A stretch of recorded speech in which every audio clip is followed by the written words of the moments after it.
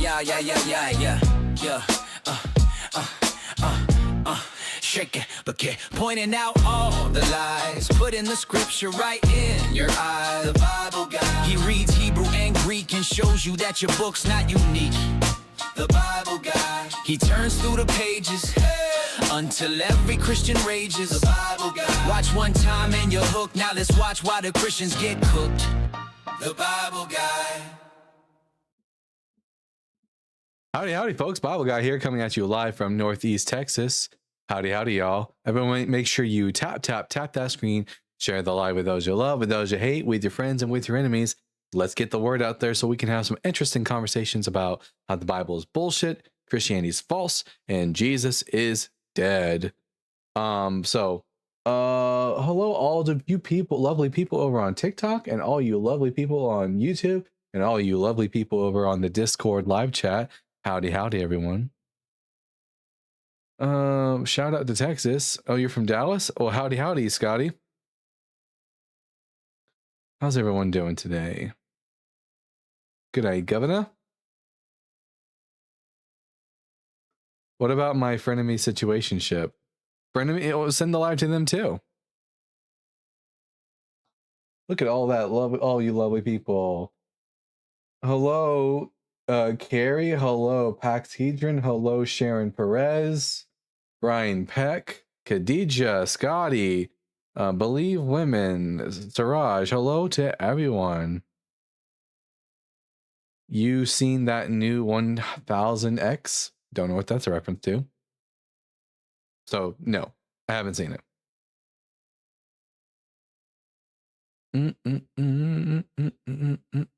Keep up the good work, bud. I will do so, Alien Overlord. Scotty says, what should I make for dinner? I think you should make a what's that one dish called? The one where it's the bread and it's got the meat in the middle. It's Gordon Ramsay's favorite dish. Help me out here, y'all. Not a burger. No, not a burger. Beef Wellington.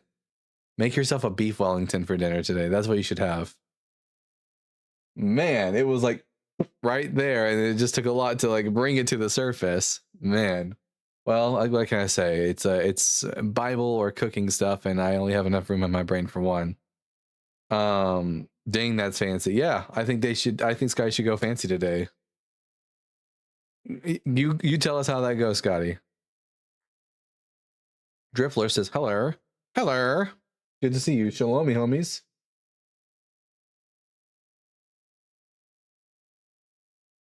Oh, man. Hopefully we can get some Christians who want to come up and have an interesting conversation with us today. The Gordon Ramsay Wellington. Oh, yeah. Gordon Ramsay's my favorite chef to watch on TV. Hello, Alba. Host has his opinions. Yeah, I sure do. Thank you for the riveting commentary. Would you like to come up and give me a reason why I should think contrary to my opinion? When Jesus returns, what are you going to say? Oops. Yeah, pretty much. Astute observation, don't we all? Yeah. Opinions are like assholes. Everyone has one, but you know, some of us, our opinions are quite clean. And some of our opinions, I'm looking at you Christians, are quite dirty. Here we go.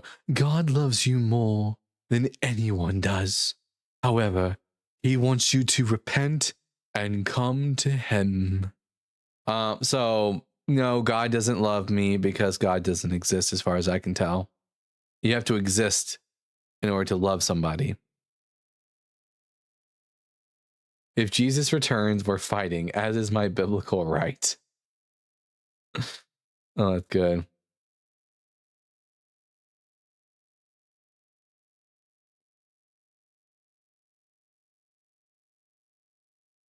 Sharon says, I don't know. Christianity isn't sending their best lately. I know. I feel like... Oh, yeah. Well, we got someone here. Matek. Matek, were you a friendly or were you a Christian? Oh, brother, you cut out. Can't lie. Say that again. All right, okay. I think I kind of remember you. You are at least 18 years old? Oh, yeah, man. Yeah, man. And the pronouns you go by are? He, him, yeah. All right. Oh, 1 second. That didn't work. There we go. And you're a Christian? Someone would call me that, yes. Yeah. Which one of the three points on the board did you want to talk with me about? Yeah, man. Yeah, man. Yeah, man. Yeah, man. Yeah, man. You know what? Choose for me if you don't mind. I don't mind. I don't do the choosing.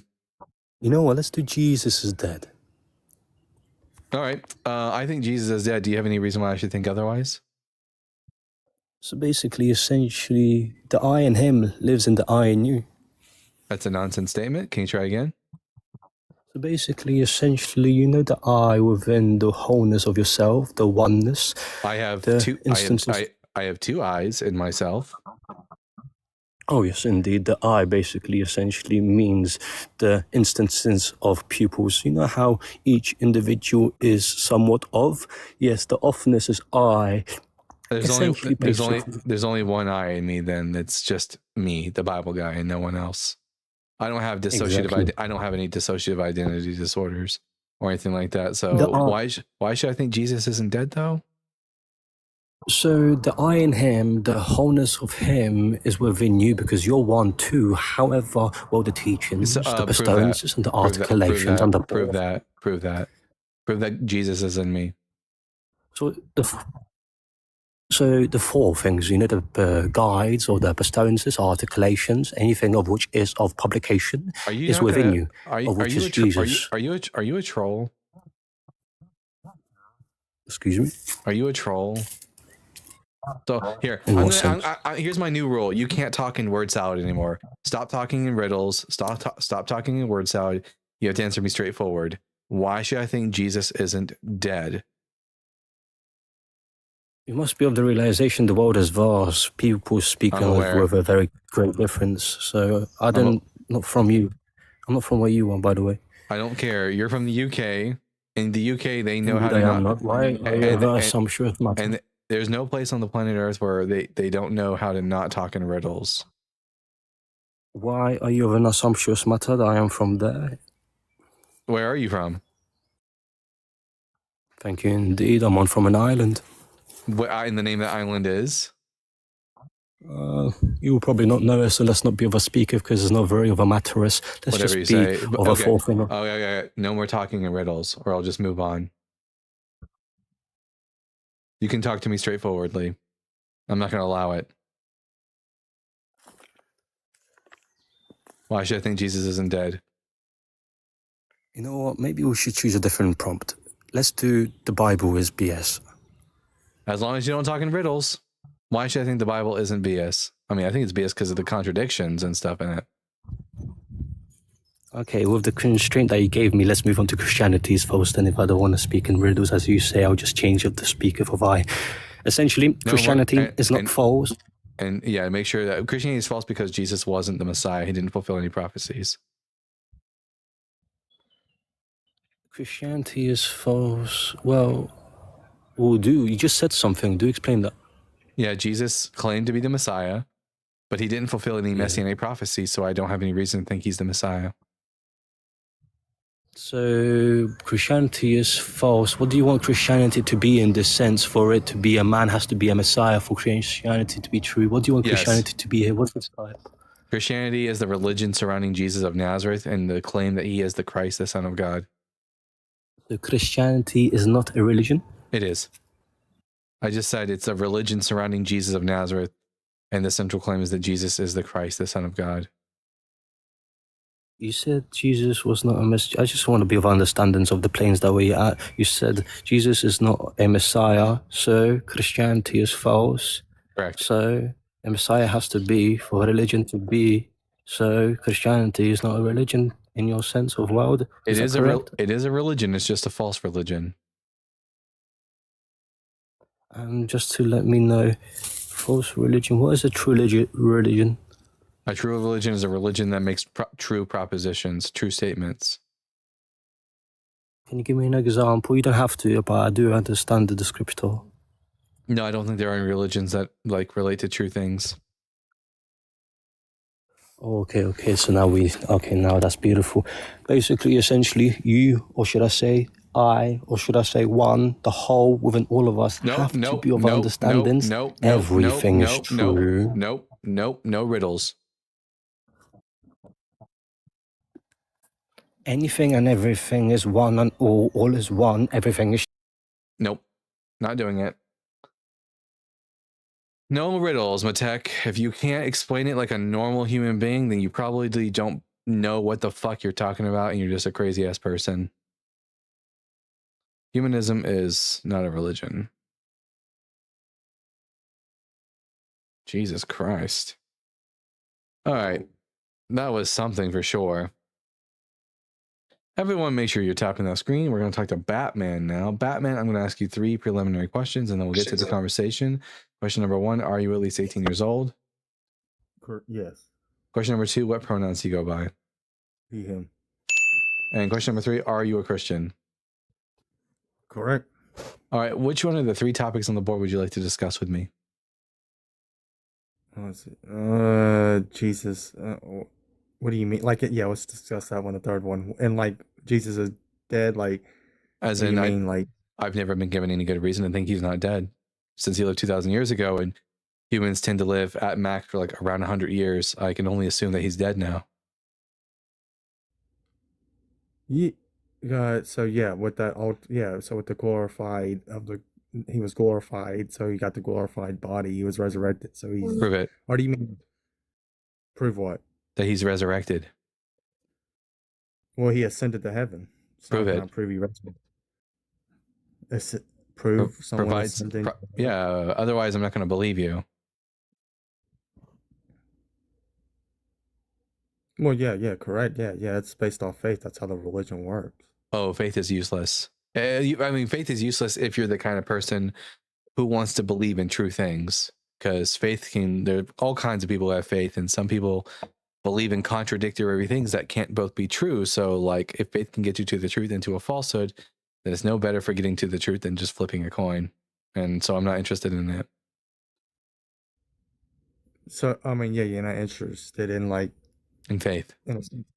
Trusting others or trusting in something, or I'll trust in things, but only once I've been given sufficient reason to trust in them. So then you test it. If it don't work for you, then I guess God created you for your destruction. I don't know. I don't think God created me for destruction, because I'm not convinced that there's a God that created me. No, I mean, yeah, I didn't say you believe it. I'm just saying that to say it. What my beliefs. Not saying you have to believe. Don't just say things to say them. Say things that you're going to back up. Back up. I can't prove what's going to happen to you when you unalive. That's no. You can prove that your God exists. I cannot prove to others that my God exists. That is not. That's not how the religion works. I don't go out there and be like, "Here's God." That's literally what the entire point of apologetics is for. Apologetics. Yeah, sure. I guess when it comes. I mean, yeah. Didn't Thomas Aquinas, one of the most prominent philosophers in Christianity, write a whole ass article in his Summa Theologica on proofs for God's existence? Come on, dude. Yeah, but do you also hear from other scientists? I mean, well-known scientists from Albert Einstein to who was that one in the chair that could not speak or do anything? Stephen Hawking. Yeah, Stephen Hawking. That's right. Also said things that it's impossible, that they do not know how the work. They have no clue. Yeah, they have no clue whatsoever. So they said it's more. They didn't say that. No clue whatsoever. That's, you're making stuff up now. But like, just because they don't know what happened prior to the expansion of the universe at the Big Bang, doesn't mean we have a good reason to believe in a God. That's what we call an argument from ignorance, and it's quite literally a logical fallacy. Well, they say it's more. Well, either way, how they word it, to me, Albert Einstein can't say. Okay, yeah, right. I can't. I mean, not Albert Einstein. Stephen Hawking, I can't say word for word, but Albert Einstein said it's more. It's definitely got. It's more likely God. No. He didn't say it was God, but he said it was more in his book. Einstein, the only God that Einstein believed in was Spinoza's God, which is just the universe. It's not an actual deity with agency or anything like that. But he believed something created the earth. That's what I'm saying. I didn't say God like Abraham. Gravity created the earth. Sure, Albert Einstein said it. but gravity is not to study God. space, but he said there was no way of knowing in his book. Maybe it's the wrong scientist, but I'm pretty sure it was Albert Einstein wrote in his book that it must, because he could not. What He book? had no clue how it started. What book? And what, the Earth or just the universe? Everything. Well, Earth, we know how planets are formed, so that's not a mystery.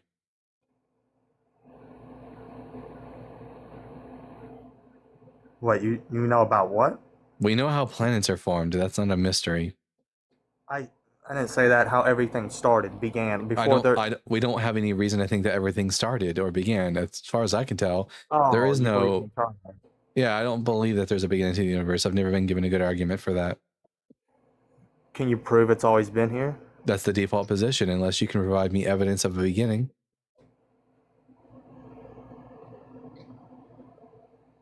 Huh? No, you made the. I never said there was a beginning. No, I'm telling you, the only thing I've said is I don't believe you that there's a beginning, and so the only thing I'm left with is the default position of it's always existed.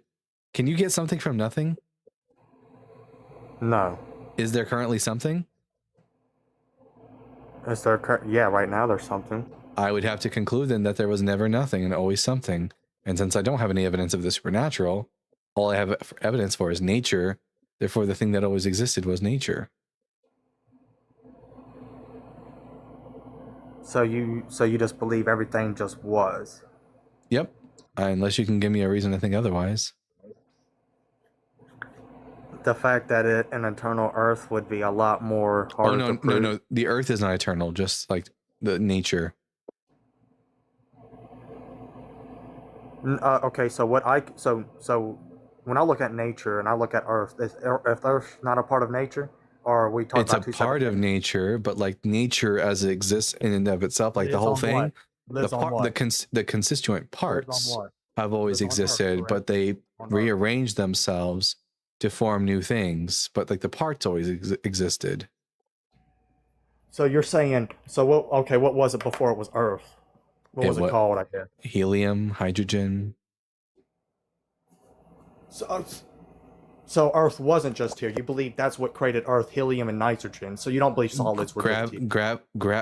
Gravity worked on helium and hydrogen to form stars, and then stars undergo nuclear fusion, so you don't forming heavier elements. And when the stars die, they explode, and then those heavier elements get pulled together from gravity, and that's how planets are formed. But the universe as a whole, like matter and energy, all that stuff, as far as I can tell, always existed. It just undergoes changes.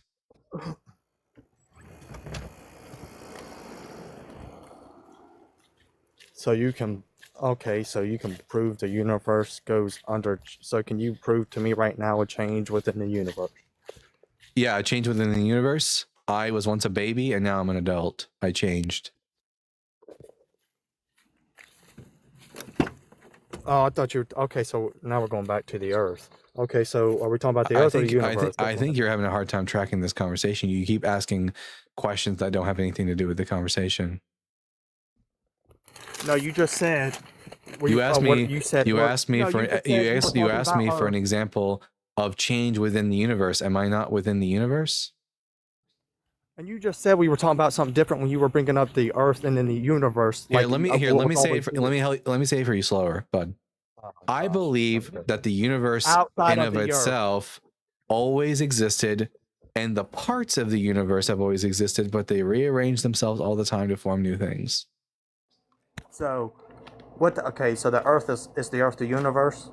No, it's only part of the universe. Okay, so when I asked you, give me an example of the universe changing, you gave me a part. I mean the whole thing. So I mean, well, the universe is just like the sum total of all things. So, like, if there are parts of the universe that undergo change, then the universe is changing.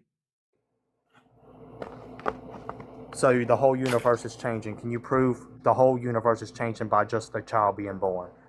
I didn't make the claim the whole universe is changing. Maybe there are parts of the universe that don't undergo change. I'm just not aware of them.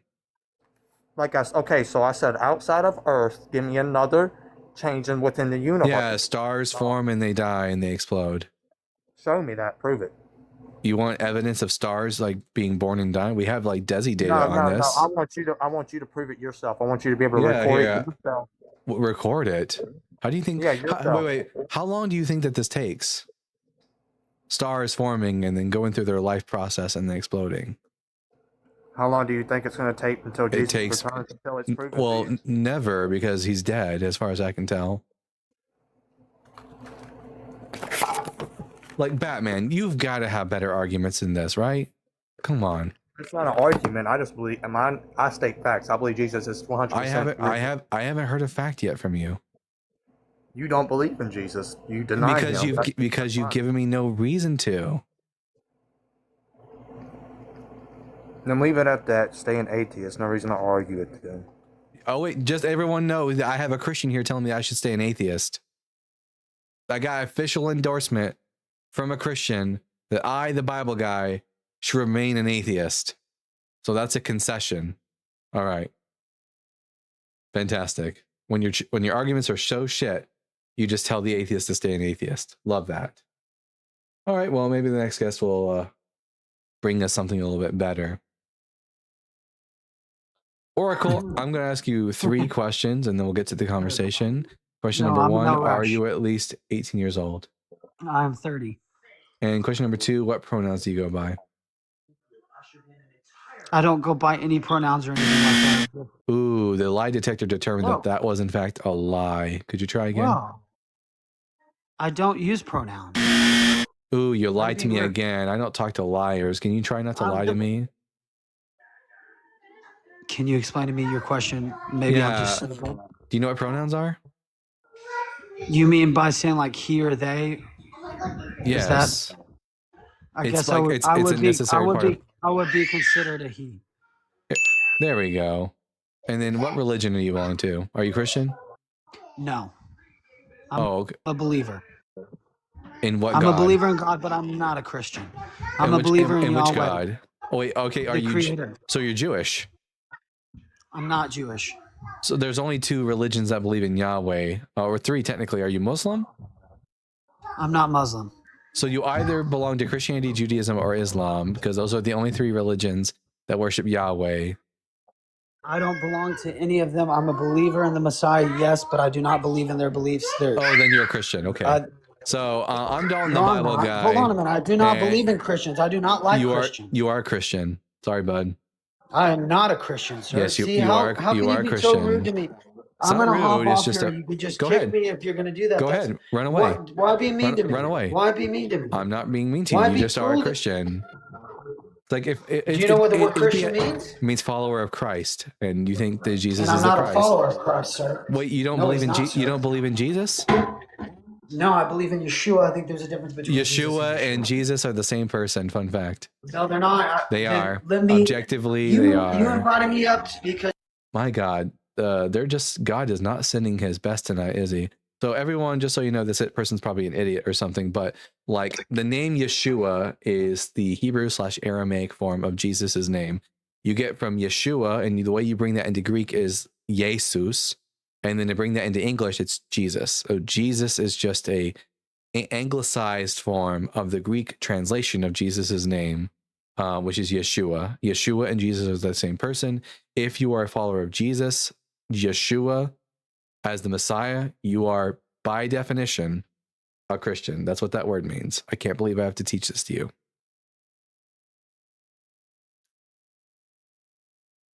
I got muted. Yes, am I allowed to speak? Now you are, yes. I just had to correct you first. Because I want to... Okay, well, first of all, I want to say I'm not a dumb man. I'm a tech startup. I'm a developer. I don't care. I have a... Well, you're calling me stupid, and you're also telling me that. And yes, by blood, I am Jewish. I know more about the Aramaic, Hebrew, studied in the Greek. Very well known among scholars, very well known among many people. Sure. And you can Google me. I can't Google you, but you can Google me. I couldn't care less. Well, you're arguing that. If I wanted to write Yeshua in Greek, how would I do that? You wouldn't write Yeshua in Greek because it's Hebrew. No. Okay. Let's say I had like the Hebrew Bible. Iesous. Wait. First off, how you spell Yeshua? It's Yeshua. No. In Aramaic, in Hebrew, how you spell Yeshua? It would be Y-A. There's no letter. There's no Y or E or SH. Oh, there's the Hebrew letters? Yes. The Hebrew letters, I do not know them off heart. Okay. Yud, Shin, Vav, Ayin. And does the name Yeshua occur in the Hebrew Bible?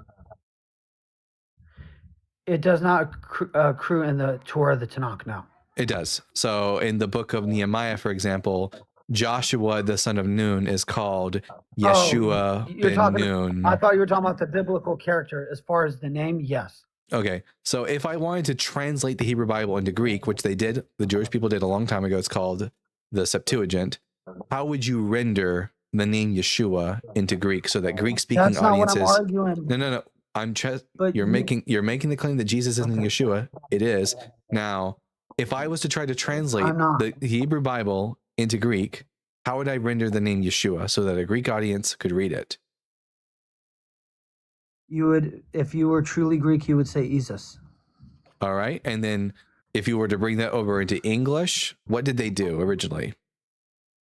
Well, originally it wasn't even in the Bible. If you look at the first 1611 King James, first English book, the name Jesus was not in it. It was, Google it right now. Google it. If I'm aware that I am aware that the letter J was introduced into the English language about 700 years ago, but it did get introduced into the English language. So it goes into Latin as Iesus, then into Old English as Iesus, and then eventually when J gets introduced, it's Jasus. So Jesus means Yeshua. If you are a follower of Yeshua, you are a follower of Jesus. And do you believe that Jesus is the Messiah / the Christ? Because those are the same word. I believe in Jesus. You don't believe in Yeshua. So you don't believe in Yeshua. Can I ask you a question? And then you don't believe in Yeshua. Is this one of those ones where we're allowed to ask any questions? So you don't believe in Yeshua. You seem skilled in this, so can I ask you a question? Sure, bud. Was the religion of the New Testament the only time that they called a religious figure or a divine figure Christ? No, Christ is a Greek word, Christos. It just means anointed, and it could be used for anyone who's anointed. So King David in the Septuagint is called anointed. That's all I'm getting to. So I don't like to use the word Christ. That didn't add anything. Do I believe in the Bible. Figure? It's wait. Is the word Christ in the New Testament? In the Greek, there is Christos. Yes. Okay, so to say that Yeshua is Jesus, accurate. To say that the New Testament calls him Christos, which is Christ, also accurate. Do you believe that Yeshua of Nazareth was the Mashiach? In other words, do you believe Jesus of Nazareth was the Christ? Thank you. And I don't understand. You literally asked me about pronouns. You asked to respect people's beliefs. Then I don't respect people's beliefs. I don't respect beliefs. That's where you went wrong. I don't. And why did you ask me my pronouns? Because so that my audience can say either he is an idiot, she is an idiot, or they are an idiot. Yeah, that's cool. I like that. So anyways, so you are a Christian. So now we can finally hopefully get to you are a Christian. You are. I don't tell me one place in the Bible. You're a Christian. Which one of the three? Now, my dear Christian, which one of the 3 points on the board would you like to actually discuss with us? I'm tired of having to correct you on what you are. I'll pay you $100 on Cash App right now if you can find me any place in the Bible where any disciple, Talmudian, any Paul. I don't give a shit. We use the word Christian because, by the way, the New Testament uses the word Christian at least twice. At Antioch, the believers were called Christians. If you find me one place in the Bible, I owe you $100. I'm making oath to God on my keynote. $100 on Cash App right now. Wait. Are you just asking me to find the word Christian in the New Testament? No, I'm telling you, find me any place where anybody in the Bible call themselves a Christian. I'll pay you $100 right now. I have my Cash App pulled up. Would it be sufficient for you if someone said that you shouldn't be ashamed for being called a Christian? It's a shame for me to be called a Christian. To me, they're pathetic. If the author says you shouldn't take shame in being called a Christian,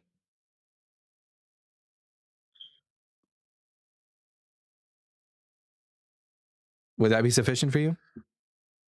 I don't believe they called themselves Christians. It doesn't say that anywhere in the Bible. You're not listening to me. I said, if in the Bible they say you shouldn't take like any, you shouldn't have any problem with being called a Christian. You have no shame. You should have no shame in being called a Christian. Then what? Would that be sufficient for you? I just don't. Why can't you respect if someone says in the New Testament that that if anyone suffers for being a Christian, let him not be ashamed, would that be sufficient for you?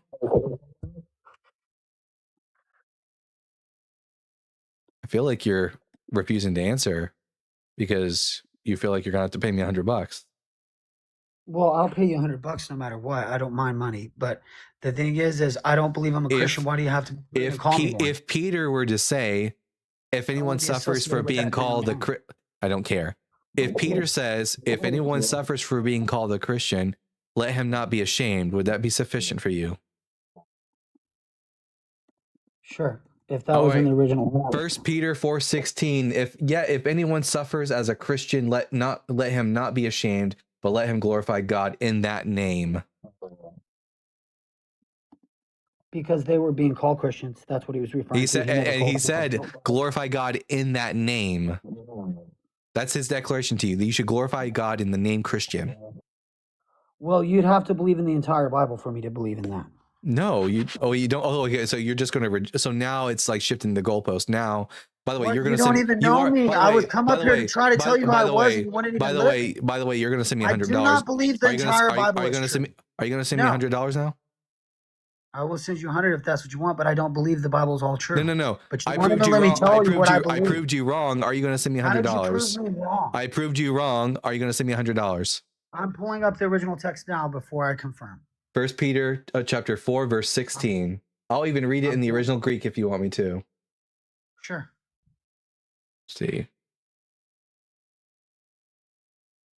Let's see.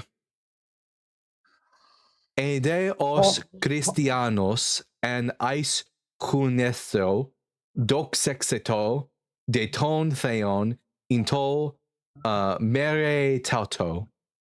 Yet if any man suffers as a Christian, appears only 3 times in the entire New Testament. Acts and Peter. You asked me for a place where one of the apostles said you should be called a Christian. They called themselves Christians. And who's Peter?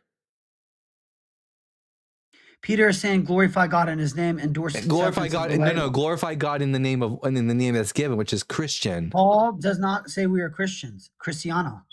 Peter says that if anyone suffers as a Christian, Peter doesn't say. Peter says that he's telling believers not to be ashamed of being called it. Yeah, and to glorify in it. Yeah, but you still, and yet you don't glorify in it. Let's get on to the next. Okay, Christian, which one of the 3 points on the board would you like to talk about? The Bible is bullshit. I can't ignore the fact that there is some twisting in it, so I can't argue with that one. Christianity is false. I agree with that one. Yeah, Jesus is the Messiah. I agree. But Jesus is dead. If you mean Yeshua is dead, I don't agree with that. Yes, because everyone knows that Jesus is Yeshua. So yes, Yeshua, Jesus is dead. We don't know that. And by saying Christianity is false, I mean that Yeshua, Jesus, didn't fulfill a single prophecy from the Hebrew Bible. That's what that statement means. So you seem to be so skilled in history, so you don't agree that Constantine really served pagan gods? You don't agree that the picture of the Christ has why are we talking about Constantine now? Because you're trying to say. Here, let me roll you back. Let me roll you. Yes, they were Christian. Yes, they were Christian. So again, I wasn't. Constantine was a pagan. I don't give a shit about Constantine. We're not talking about Constantine. We're talking about the New Testament, dude.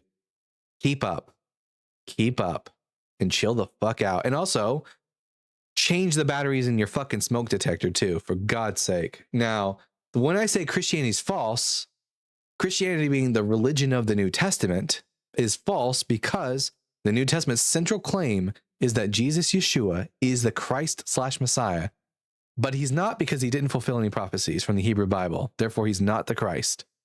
That's what that means. It takes them a while to realize they're muted. I understand. No, it doesn't. I noticed right away. I'm trying to be respectful to you and let you finish your sentence. I want to help you understand why I believe that a Christian is not the same as. I don't give a shit. I couldn't give less of a shit. Then use correct terms. I am. You're not. I am. Historically correct terms. I am. You're not. You're not very smart. I am. I'm a lot smarter than you are. You think you are, but you're not. I know you are, but what am I? What a great response. Now, Christianity is false, meaning Jesus didn't fulfill any prophecies. Do you disagree or agree?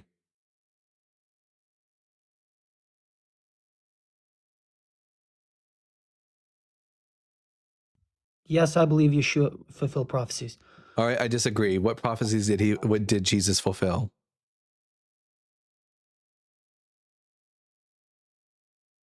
Well, let's see what prophecies he fulfilled. The book of Isaiah. Prophesied about. Just pick one. Yeshua. What did he prophesy about Jesus? The prophecy of Yeshua. He didn't prophesy. He didn't necessarily say the name Yeshua, but what we believe is, or what I believe is. Okay, what did he prophesy about Jesus? He prophesied that he would come. Wow, that's book, chapter, verse. Isaiah. Okay, that's the book. I believe it's Isaiah 53. Isaiah 53 is about the nation. Okay, Isaiah 53 starts with talking about, my servant shall be highly exalted and lifted up. Is this the first time that the servant is mentioned in this section of Isaiah? No, I think there's multiple references to. One second, I got an important message here. 1 second.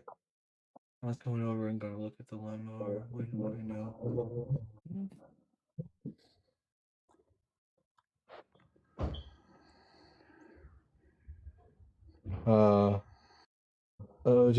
Don't freak out. Anyways, what was I saying? Okay, Isaiah 53. Is this the first time that the servant is mentioned in this section of Isaiah? No. Okay, and correct answer. Does the author ever tell you directly who the servant is? No, by name? It's more of a faith thing. Ooh, no. Incorrect. There are six times. No. Six times. Bro, Six what I'm times. saying. There are six times where the author of Isaiah tells you explicitly who the servant is. You won't let me finish one sentence. And you won't let and you never let a woman finish, but here we are. Okay. Now. You go ahead and finish. I love women. I let my wife speak above me. She rules my home. She tells me and my children what to do.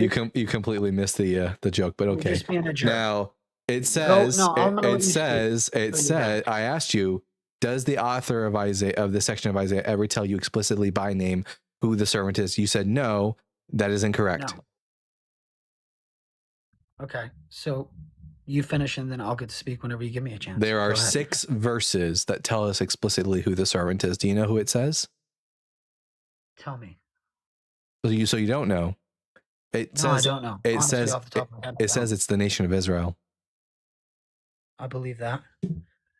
So what's your argument? So if I am reading all these passages that tell me the servant is Israel, the servant is Israel, the servant is Israel, and I get to Isaiah 53 and it says, behold, my servant shall be highly exalted, who should I think it is? You're probably going to think it's Israel. Yeah, that would be the logical thing to do. Sure. What I was saying before you thought I was saying something else was a lot of what has to do with believing in Yeshua is faith, not what you can find fact. I don't care about faith. Can find proof of. Right. But you do, because then you say any proof that you find, atheists and scientists will say, oh, we haven't discovered it yet. What the hell? That's literally, okay. I can give you 1,000 facts. Stay on topic. We're talking about Isaiah 53. We're talking about Isaiah 53 right now. You don't like that, do you? Stay focused. Stay focused. Don't go on to anything. Stay focused. We're trying to talk about Isaiah 53 right now, boy. Now, again, the question is, who is Isaiah 53 supposed to be about? I don't have any reason to think about Jesus when the author tells me explicitly it's Israel. That would be your interpretation versus what other people interpret. Interpretation? Okay, let's see if this is a matter of interpretation. Isaiah 41 verse 8, but you, Israel, my servant. What does that mean? How am I supposed to interpret that? I agree with you. All right. Isaiah 44 verses 1 through 2. Hear, O Jacob, my servant Israel, whom I have chosen. Is there any multiple ways to interpret that? No. Okay, let's see. Isaiah 44, verse 21. Remember these things, O Jacob and Israel, for you are my servant. Any alternate way for me to interpret that? No, I would say that I agree with you. In fact, when you asked me, I really didn't know off the top of my head. It took me a minute to think. But if I said one scripture that I actually thought proved Jesus would be the book of Genesis in the first chapter. So are we pivoting from Isaiah 53? Yeah, I agree with you. I agree with you. Yeah. All right. Genesis chapter 1. Where do you? I agree with you based on the fact that I believe that you've done your work and I believe what you're saying is accurate. Yeah. Where do you think Jesus is in Genesis chapter 1? Where he speaks to himself in the third person and he doesn't start speaking to himself as the first person until the following chapters. He's talking to Yeshua and the Holy Spirit in the beginning. Why should I think he's talking to Yeshua and the Holy Spirit? Because let me tell you why. And I can only say this because I'm still not got a paper out on it yet and it's not been scientifically verified. So you're just going to be going by what I'm saying. But what I believe is there's a connection between the book of Genesis and the book of Revelations mathematically, not numerology. And I believe that for something to have handed down that many centuries over that many people, I think there has to be some connection. If Jesus wasn't important, why bring in the Old Testament? That's what I believe. So I think that if we're going to take the book of Genesis into consideration, like its context, historical and linguistic context, the only available option for who God is speaking to here is the divine council, which is made up of just other gods. Well, no, because he's speaking to himself. No, he's speaking to the divine council of other gods. No, he hadn't created them yet. Well, no, who says who? It says the word. Where does it say when God created the gods? He said, let us create man in our image. Even any historical scholar will tell you that he was speaking himself as the third person. Nope. I can turn to, for example, Dr. Francesca Stavrakopoulos or Dr. Mark Smith. They would both tell me that the us there is a referent to the divine council. That and a lot of scholars would say that he's speaking himself as a third person. Christian scholars would say that, but the majority of scholars, both secular and even Christian scholars, who aren't dogmatically bound the way that you are, would just say that it's a referent to the divine council. That's why I told you I believe. Well, that was a bad reason. Well, I think that we all have a right to believe what we want to believe. Sure, you can believe what you want, but you just don't have good reasons. I have good reasons for believing that God is real and he's true. No, you don't. You haven't. If he did, you would have given us one. I can give you many reasons. Just give us your best. Give me my best reason that I know God's real. Yeah. You want facts or facts? I want something independently verifiable. Yeah. Independently verifiable is that for any good explanation for God is number one is that if we did not have a creator, none would make sense. This does not make sense. Wait, nothing would make. No, prove that without a God. Prove that without a God. Here, brother. Prove that it doesn't make sense if we don't have a creator. Prove it. Prove it. Look at our DNA. Look at our body. Look at coding and development. Our DNA is a mess. That's why we get like mutations that sometimes are beneficial, sometimes harmful. Every scientist will agree with one thing: if the universe was off by a hair, it would be broken. You even know that. Broken would imply that, broken would imply that exist. Okay, you're gonna have to stop talking over me. Broken would imply that there's like a way the universe is supposed to run. And that like this other way would be broken. That's also a false statement that you just made. Do you agree that we would not be here if things were off by a hair? We wouldn't. Maybe something else would be. And then they would be like, oh my God. And then they would be like, oh my gosh, if the universe was off by a hair, then we wouldn't exist. Because, you're just like, this is just Douglas Adams' puddle analogy. You're like a puddle that formed into a pothole, and you're like, wow, this pothole fits me so perfectly. It must have been made for me. When instead it was just that the pothole was there first, and then the water conformed to the pothole. If you were here 200 years ago, you would argue that David wasn't real. You would argue that Most people 200 years ago were religious and believed in the existence of David. Sir, mainstream scientists for years mocked the fact that David was a real historical figure. No, they didn't. Oh, okay. Do you want me to pull up the mainstream book? Do you have like a do you have like some sort of survey? Yeah, sure. I've got some real sources I can take you to right now. Show us the survey that said the majority of scientists like all got together and said, "Oh, David didn't exist." Go ahead. Let's hear that survey. They said he was most likely tailored after Hercules. I'll show you. This survey? You actually have a survey. I have all mainstream scientists that wrote books about it, mocked him, mocked David for multiple centuries into the fact that the Jews turned over a stone. But did you take a survey? Like a couple people may have said some books. That's what I said at the very beginning. Now you don't agree with mainstream science? I do agree with mainstream science, only until it proves you wrong. They didn't. Until it proves you wrong. Science 2,000 years ago was a very different monster than it is today. Okay, let's go to the 70s. To quote accidentally atheist in the comment section, number 1, no, and then number 2, who cares? You know. For the most of the 20th century, minimalists. Okay, I'm going to let you stop pivoting now. You've pivoted too often in this conversation. I'm going to bring you back to the conversation. Why should I think God exists? I'm going to hold your feet to the fire and we're going to have this conversation. Because my neck is starting to hurt from all the pivots. Why should I think that your God exists? Because everything is just too beautiful and too right on to not really okay. When the blue-footed booby, which is a type of bird, eats its young, is that beautiful? Absolutely, it's a part of nature and it's a part of life. Guys, this fucker over here thinks that that birds eating their young, mothers eating their offspring is beautiful. It's nature. They have to do what they have to do. So now you don't agree with nature? No, they don't have to do it. Wait, could God not have made to where the mothers don't eat their babies? No, because God wasn't perfect. You're a clown. I'm done with you. When you start telling me that mothers eating their babies is beautiful, I can't take you seriously anymore. The real Batman would be disappointed in you. What a fucking clown. Guys, children getting cancer, beautiful. You know, when a mother miscarries her child in the womb, beautiful, according to Batman. All that horrible shit, I'm not scared of you, Oracle. You're just a clown. I can't take you seriously. All right.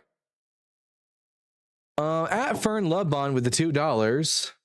This is good. Christian equals people who think Jesus was the Messiah. Yeah, that's the meaning. Oracle was too stupid though, because he has his special definitions for the meaning of words. Also, I expect to see that $100 in my account by the end of this week, Oracle. He has tears in his eyes. Do I?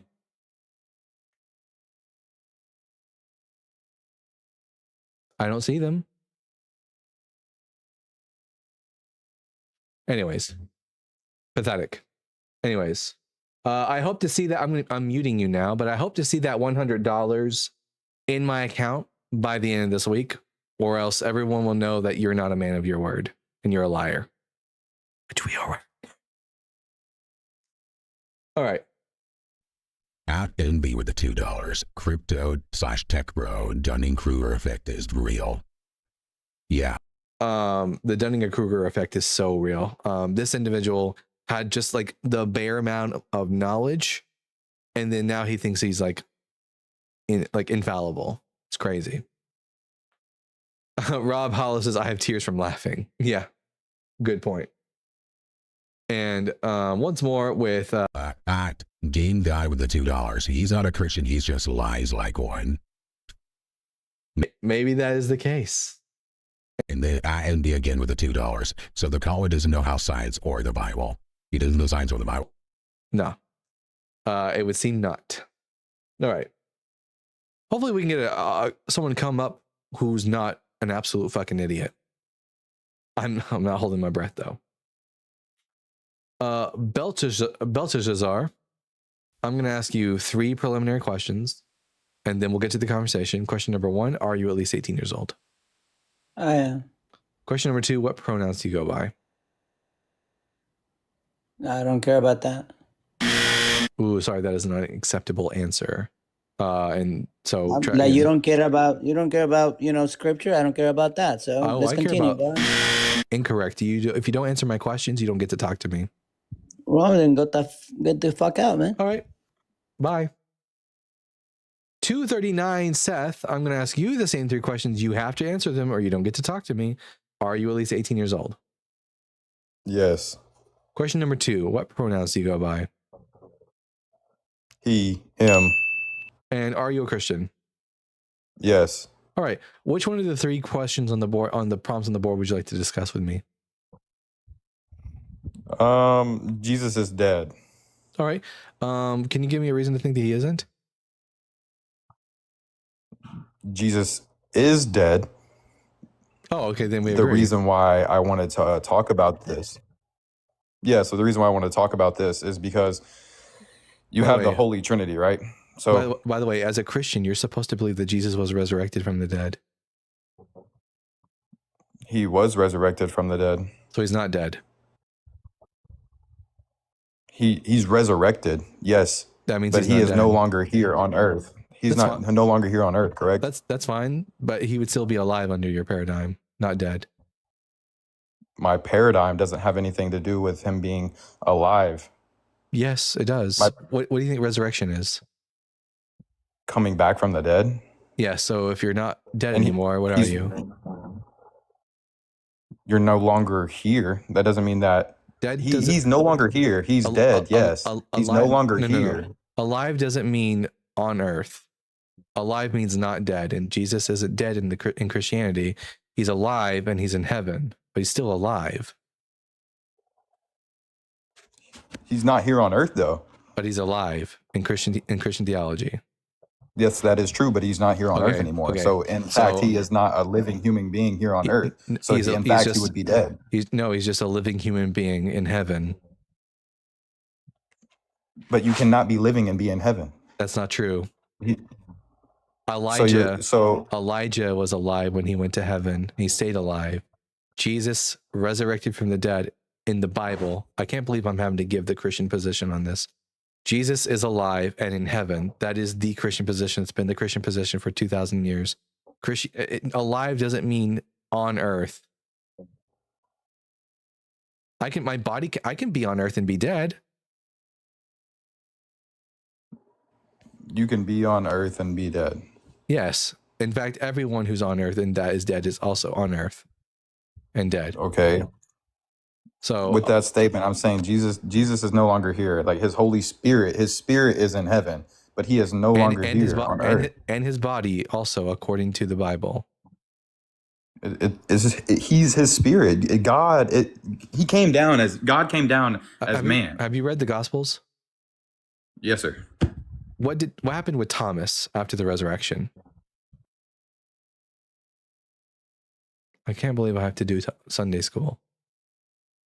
By the way, when you leave the screen, I won't be able to hear you.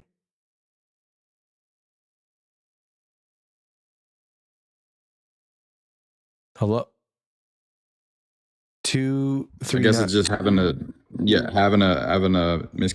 connection issue. Yeah. So what happened with Thomas after the resurrection?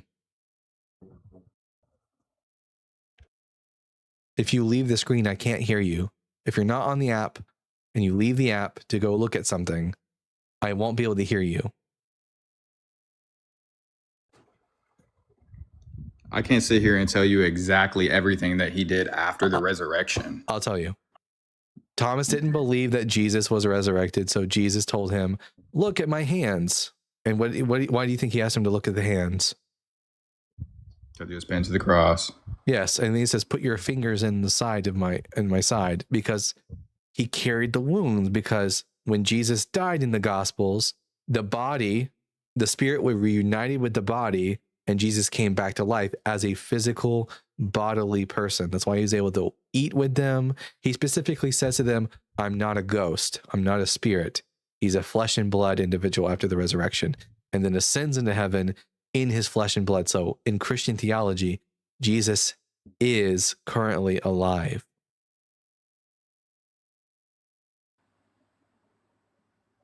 Okay, I can't sit there and go back and forth with you. If you were saying you're going off of context and stuff like that, there's no changing your mind about anything. There's no changing my mind about anything. So I think we should go to a next topic. Sure. Correct or wrong? I mean, I'm just going by what the Bible says. But fine. Which one of the other two topics do you want to talk about? I don't believe Christianity is false. That's right. The reason I think belief. The reason I think Christianity is false is because Jesus didn't fulfill any prophecies about the Messiah from the Hebrew Bible. So the claim that he is the Christ is false. So the 64 prophecies that he did. Name one. The lady that was bleeding through her, I can't say that word on here. She was bleeding so much through there, and then she touched his clothing, and then she was healed. No, you're not understanding. Do you know what prophecies are? Yeah, miracles? No. Prophecies aren't miracles? No. Prophecies are when one predicts the future. So, for example, a prophet hears a word from God, and God says, tell this people that if they don't straighten up, that this is going to happen to them in the future. And then the prophet gives the prophecy of the future. What I'm saying is there are prophets in the Old Testament who said one day the Messiah is going to come and he's going to do X, Y, and Z. But Jesus didn't do any of the things the Messiah is supposed to do, so he can't be the Messiah.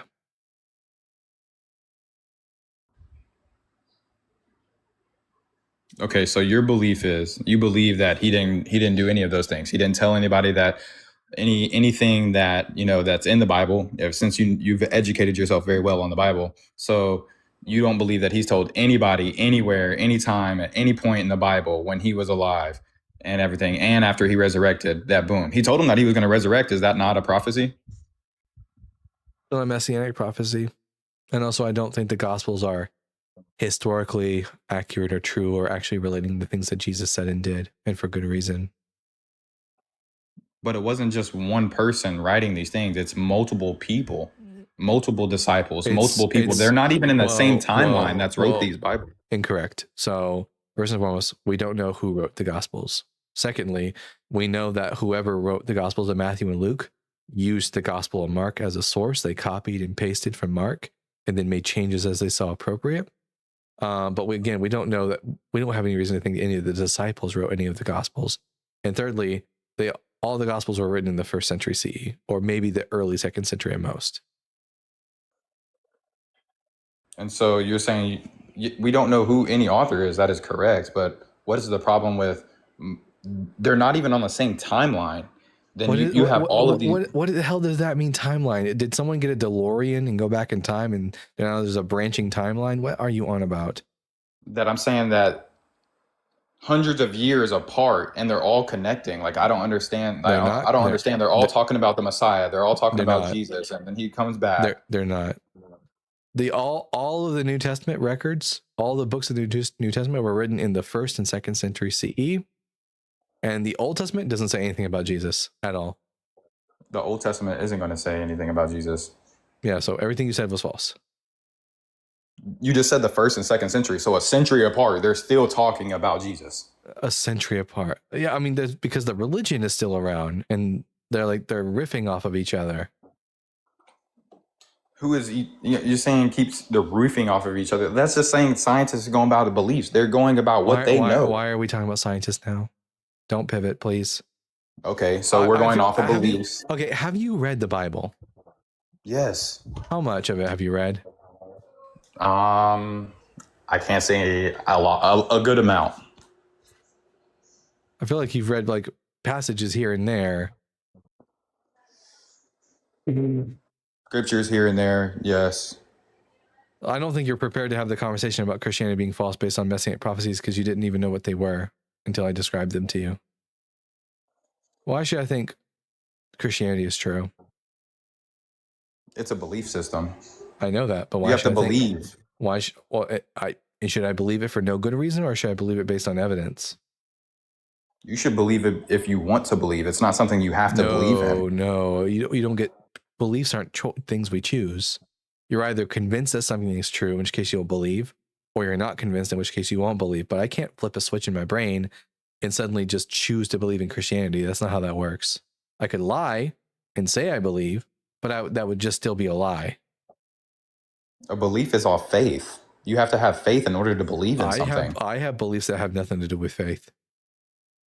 If you believe in something, you have faith in that. Like you believe that is true. That is coming from your faith is belief without evidence. I don't have beliefs without evidence. I have beliefs that are based on evidence.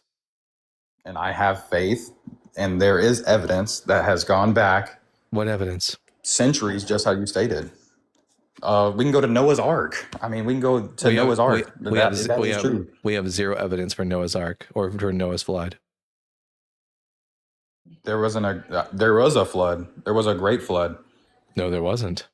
Give us the evidence. Do I have to go Google exactly when in time point that a great flood happened, that other people are saying that it's true? There are also, are you aware that there are civilizations that existed before, during, and after that time period who wrote nothing about a flood happening and that they didn't die off? It's almost as if a flood didn't reach their land. There has been other civilizations. He was talking about Genesis. There was other people. It was Cain, Abel, and then Seth. Cain killed Abel, and then they had Seth. The Egyptians existed before, allegedly, when the flood would have taken place. Why are the Egyptians not aware that there was a global flood? Wouldn't their whole civilization have been wiped out, except for check your DMs and Discord after stream? Will do. Actually, I got my DMs open up right here, sister. But anyways, what was I saying? Oh yeah, why is it that the Egyptians have no idea that there was ever a flood? I have not researched what Egyptians have and haven't said. I feel like you haven't researched very much of anything. The topics that you're talking about Egyptians, like we're talking about Christianity, and then you're going to go to Egyptians. Yes, you mentioned that there was a global flood, and yet there are people on the globe that have no idea that there was ever a global flood. And where is your source saying that Egyptians said that there was no flood ever to happen, and their whole timeline and their ancestors never? The Egyptians kept thorough records of their civilization. So why we know so much about them. And in the period when the flood would have taken place, their civilization just keeps existing uninterrupted. Why doesn't what we would expect to see is the Egyptians existed and then they ceased to exist and never existed afterwards, or that we should see it to where there was no Egyptians, then flood happens and then the Egyptians spring up afterwards, but that's not what we see. So there's nobody that lives in Egypt. So you're telling me that when the flood happened, right? So you're saying that they didn't spring up again, that everybody didn't repopulate. There wasn't a repopulation. No, and those other civilizations. There wasn't a repopulation because they never ceased to exist. I don't feel like that's true. I feel like that the repopulation did happen. Prove it. Show me where in history the Egyptians ceased to exist. Show me where they lived all their lives. I want to know where the records say that they lived all their lives. There is no record. Do you want our oldest Egyptian record? You have to Google it, just how I would have to Google it as well. Look what you're doing. You're on your computer Googling it as well. Yeah, that's fine. Is there anything wrong with Googling something? I'm just letting you know you're going to have to Google it. There's no way that you just know that off the top of your head. Egyptian records we have. Let's see. What is the oldest Egyptian record?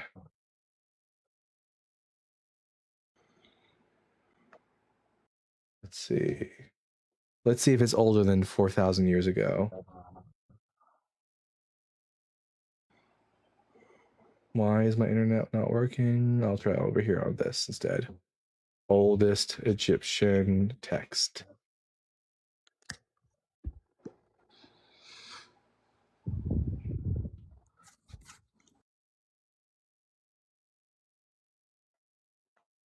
It seems here we got Egypt's oldest archaeological discovery dates back to prehistory, long before the age of the pharaohs.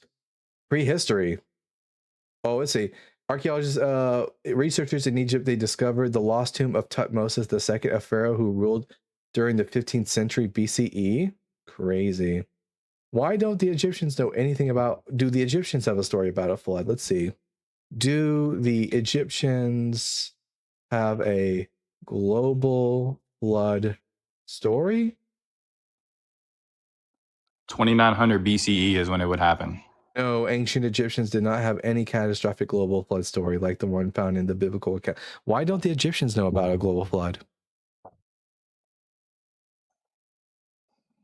We don't know everything about Egyptians. But at 2900 BCE is basically saying where the deposits found from scientists looking and saying that there was a catastrophic flood that happened. Where? Globally? No. You might have regional floods in Mesopotamia, as that region is prone to flooding. But like, the Egyptians don't have any myths about a global flood, which is exactly what we'd expect if there wasn't a global flood. So are we only going to base this off of Egyptians?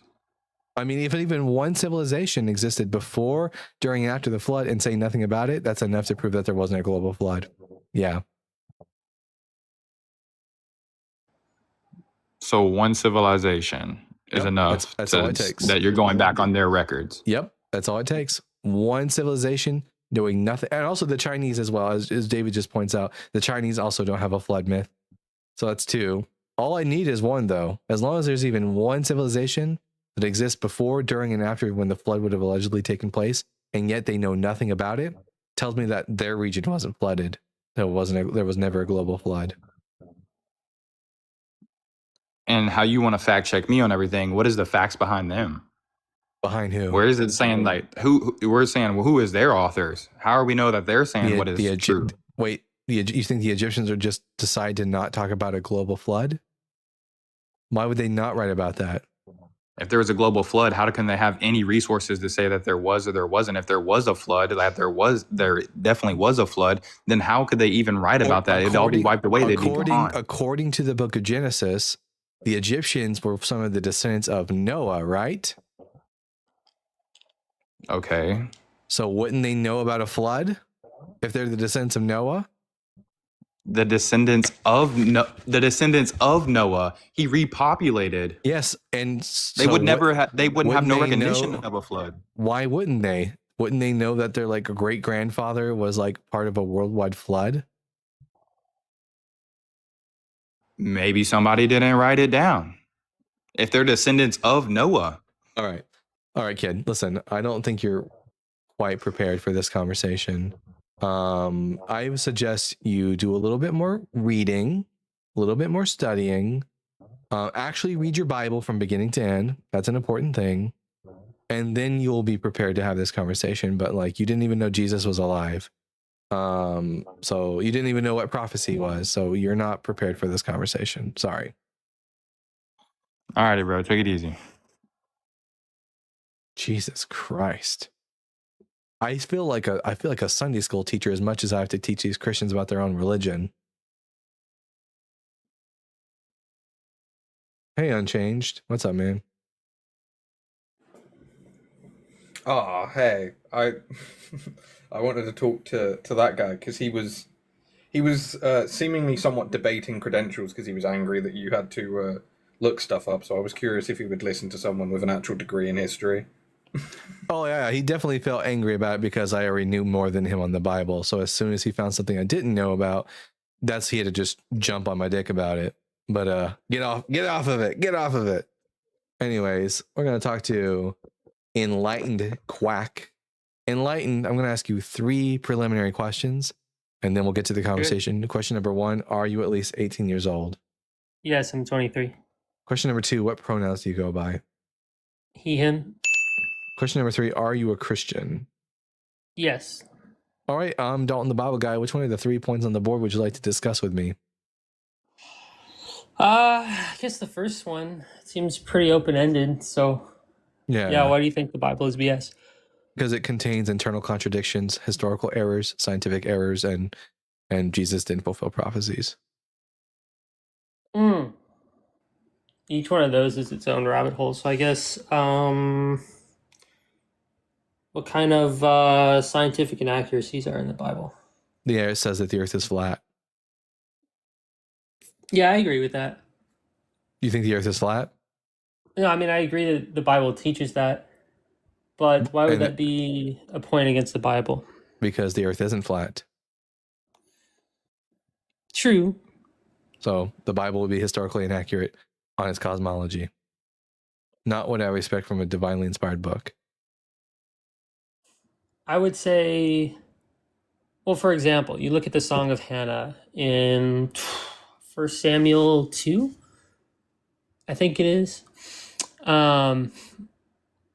where, you know, the song says that Yahweh holds up the earth on pillars above the chaos waters. Like, when I read that, I'm sure the author, maybe in his head, literally imagined that the earth was suspended above pillars. Mm-hmm. But I also see that allegorically as sort of like or like an extended metaphor for how Yahweh sustains the cosmos from falling into chaos. And so I think would you do this with other ancient Near Eastern texts? Yeah. You would. I wouldn't. What do you mean?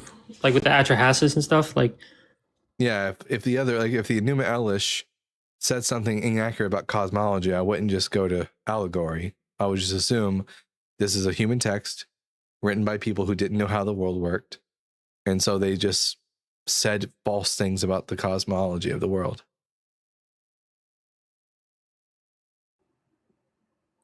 Yeah, I mean, in some sense I would, but I also think that it can be edifying. I mean, it's not like all literature is that way. It's not like all literature is one-dimensional. You know, there are ways of articulating big ideas using symbolism and stuff like this, you know? What about the rabbit? So I would also extend that leniency. Does the rabbit chew cud? Or is that also an allegory? No, it's not. And I think the Hebrew says that it's an animal that regurgitates its food. Like, it's like chewing cud isn't like a one-to-one translation from Hebrew to English. And yet every single translator says it's the chewing of the cud. What are the translators getting wrong? Well, it's Hebrew has more of a dynamic range. I haven't looked into this super well, but to my understanding, the Hebrew literally says an animal that regurgitates or that eats food that it expels from its body. So rabbit eating its own feces is analogous to an animal chewing its cud, even if it's not like a precise definition. So it says here, let's see, Gera lo yigar, which is to chew not cud.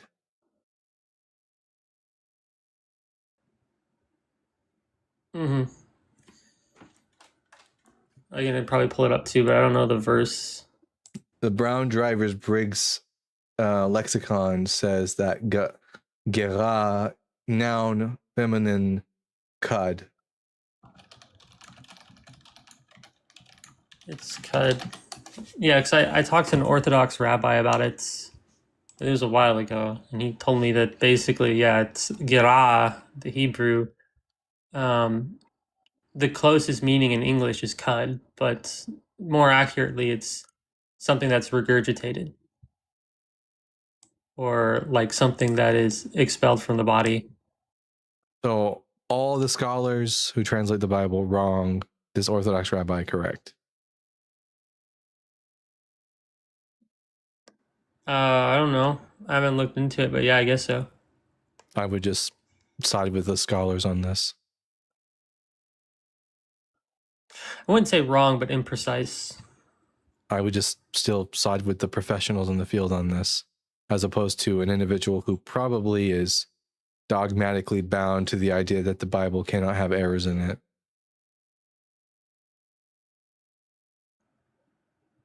All right. Well, I mean, I can give you that one, but I haven't looked into it, so I don't really have a firm stance on it either. Is there a dome above the earth? No. Does the Genesis say there is? Yeah. So that's another point against the Bible. So I mean, this book. Okay, what about when a woman has sex for the first time? What percentage of women don't bleed the first time they have sex? 80%? 67% don't bleed the first time they have sex. But like, so we would say like bleeding is not a good indicator that someone's a virgin, right? Yeah. And if we had a law that said if a woman didn't bleed the first time she had sex, she should be put to death. Does that sound like something a God would write? Well, I mean, I do believe God inspired that, but what I would say too is that you're aware of like the Mishnah and the Talmud, right? Yes, these are works from well over nearly 1,000 years after the Pentateuch was composed, from people who lived in a different time, different culture, who are renegotiating and recontextualizing the Bible in order for it to make more coherent sense with their current philosophy. But we don't really, on this channel, it's when data. Was the Pentateuch composed? And around the 6th century BCE. All right, then when was the Mishnah written? The Mishnah was written around 300 to 400, maybe even as late as 500 CE. But when does it date to, like the oral content? Because it was oral first before it was written. At the earliest, we can say maybe early 1st century BCE or 1st century CE. Okay.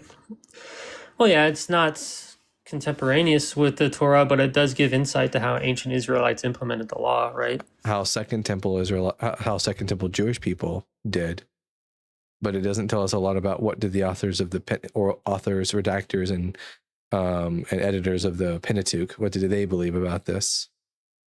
As soon as the Jewish people were influenced by Hellenistic thought after the conquest of Alexander, their whole paradigm of looking at the world and understanding things changed. Right.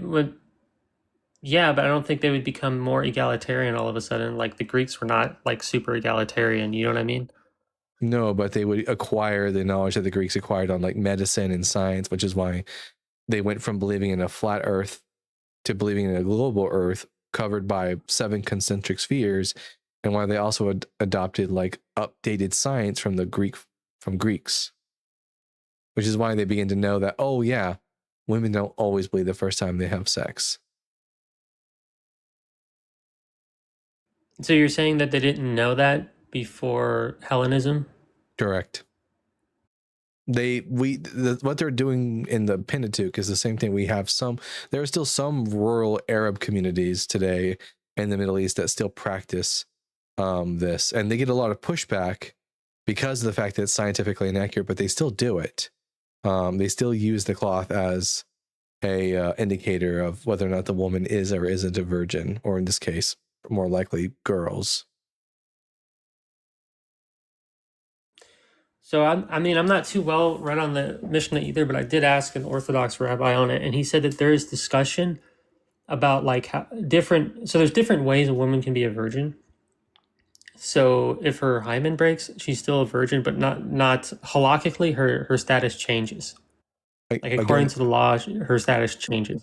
Again, though, on this channel, we prioritize data over dogma, and we don't really we don't put a lot of stock into Mishnaic traditions that come about hundreds and hundreds of years after the Pentateuch was composed.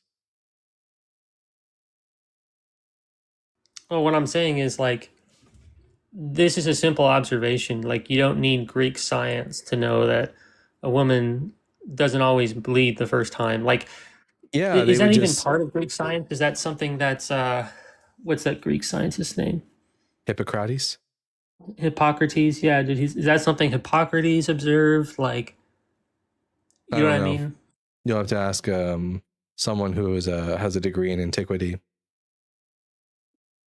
Yeah, it's just like that's why like I don't put too much stock in that theory. I mean, this is the argument. It's my understanding, considering that we still have Arab communities today who believe this nonsense in rural areas of the Middle East, I don't have any reason to think the ancient Israelites were any different. Well, they also came centuries after, and they practiced Islam, right? So Islamic law is different. They but it's inspired off the Talmud. Islamic law is derived from Middle Eastern prior existing Middle Eastern culture, which was shared amongst the Arabs, the Canaanites, and the Israelites. So you're saying this tradition is a Bedouin kind of tradition? What are you trying to say? Yes. And they get a lot of pushback from the greater community because of the fact that we now know scientifically that it's inaccurate. Yeah, I mean, there may be, similarities between the different cultures, but we don't know like how this law was applied in ancient Israel, and the best guess we have would be the Mishnah. Well, right? To be honest, this law wasn't really applied because like the Pentateuch no one was observing the Pentateuch as law until like Second Temple Judaism, because like Moses didn't write the Pentateuch, and we have no reason to believe that it existed prior to the Babylonian captivity. Right. So the question is, were innocent virgins killed because of this law? I'm sorry, unalive because of this law in Second Temple Judaism? That's the question, right? Well, there was not really a lot of time in Second Temple Judaism where the people of Israel were allowed to govern themselves like that. But if you take the history of the Bible to be true, and that Moses existed, and that Moses wrote the Pentateuch, and that the people of Israel were following the laws of the Torah, like even in the time of David, if you take that position, then yes, innocent women would have been put to death for not being virgins when in fact they were. I would argue this. So like, you know what case law is, right? Yes. So like, you know that famous case with Pepsi, how they said if you have 7 million Pepsi points, you can buy a Harrier jet. Yeah. And that law ended up becoming case law, and it set a legal precedent for similar cases that involve false advertising. And so that's kind of how I read this, is like it's an example of case law. So another example. That was the intention of the works of the Pentateuch, but like there's the difference between how did the Pentateuch actually function in reality versus how does the Bible portray, with its fictional narrative about Moses, how the law was meant to be observed. Right. I mean, there is a difference, right, between what the law literally says and how it was implemented. And I know you say it's not fair to go to the Pentateuch. I'm sorry, not to the Pentateuch, go to the Mishnah because it's late. Yeah, it's just. But I really do think that's the best insight we have to how it was applied, especially in Second Temple Judaism. It can only tell us how later Pharisees understood how the law should be applied. But like they're different people from a different time period, different culture, different background, and they're dogmatically bound to certain beliefs. So if they come across contradictions in the Bible, they have to find some way of renegotiating with the text. We don't prioritize dogma over data here. Right. So like my claim is a lot more nuanced than that. It's that the Mishnah can give insight, and like we can assign a probability to how this law was applied, right? Do we have any reason to believe that what the Mishnah contains tells us anything about the way that Jews behaved prior to the Babylonian exile? Well, the Torah didn't exist then, right? Under your paradigm, so no, I don't think so. But it does. Under the Talmud, I wouldn't be surprised if there's continuity. Under the Talmud's paradigm, it did exist prior to the Babylonian exile, though, didn't it? Oh, you're talking about like the oral Torah and all that? Yeah, the Mishnah makes all kinds of claims that we know not to be true, like that Moses existed and that he received both a written and oral law at Mount Sinai. That's not true. So when it starts to tell me about, well, this is what this law actually means, when it tells me false things about the origin of the law, why should I believe it? Because that'd be like a genetic fallacy. It'd be like, yeah, it may be wrong about the origin of these traditions, but these are still traditions that Second Temple Jews had in continuity with each other. It can only tell me what Jewish people did during the time of Jesus believed. It really can't tell me anything about how did the authors, redactors, and editors of the Pentateuch take this text. Right. Yeah, it may not be able to tell us what the authors meant, but it does give us hints as to how it was probably applied. And so, in that's just hundreds of years later by different people. Can't tell us how it was well, applied same during the people, sixth. but cultures do evolve, but same people. Yeah. I would say that so much has changed between the 6th century and the 1st century BCE that it's almost like they're completely new people. I don't know how much I would subscribe to that. Like, I mean, I haven't looked into the history too much, but cultures do evolve. I don't know how substantially the evolution was. Yeah. Bottom line is, I don't have any reason to believe that anything the Mishnah says applies to what the Pentateuch actually meant. All right. Well, I'll just say that's part of my cumulative case. Maybe it's a weak point, but it's part of it. And so my main objection is this: that like a lot of the laws in the Old Testament or in the Torah are so like weirdly specific. Like you can't run a society off of those laws. You just can't. Which is so my contention. Which is why they never were used that way. Because exactly. Because the statements in the Torah. So you agree with me that the statements in the Torah that Moses received the law is false? Oh, no. What I mean, I agree with you guys. I agree that the laws in the Torah can't be applied prescriptively, and they never were. You don't think that the Torah was actually written by Moses, do you? I think parts of it were. I think the Song of Moses in Exodus 15, I think it's Exodus 15, is the oldest Hebrew in the entire Torah, which scholars date to the 13th century BC, which would be contemporaneous with the Ramesside period, with the New Kingdom of Egypt, where 200 years after Moses would have lived. Exodus. How many years? 200 years after Moses would have existed. 1400s BCE is when Moses in the story of Exodus allegedly took place, and Ramesses didn't exist until the 1200s BCE, 200 years later. It's one of the things we know about as an anachronism in the Pentateuch, is that it says in Exodus that they were building the storehouses of Pithom and Ramesses, even though that was 200 years after the Exodus would have allegedly taken place. Yeah, I don't subscribe to the early date of the Exodus. I subscribe to the late date. But why? First Kings tells you that the Exodus took place 480 something years before the time of Solomon, and Solomon and David lived in the around 1000 BCE. I think that's basically a temple dedication formulae. So it's not meant to be precise when it comes to the timelines. It's 480 is a numerically significant number. Like it's symbolically significant. So 480, if you divide that by 12, you get, I don't know, I'm not good at math. 480 divided by 12, what is that?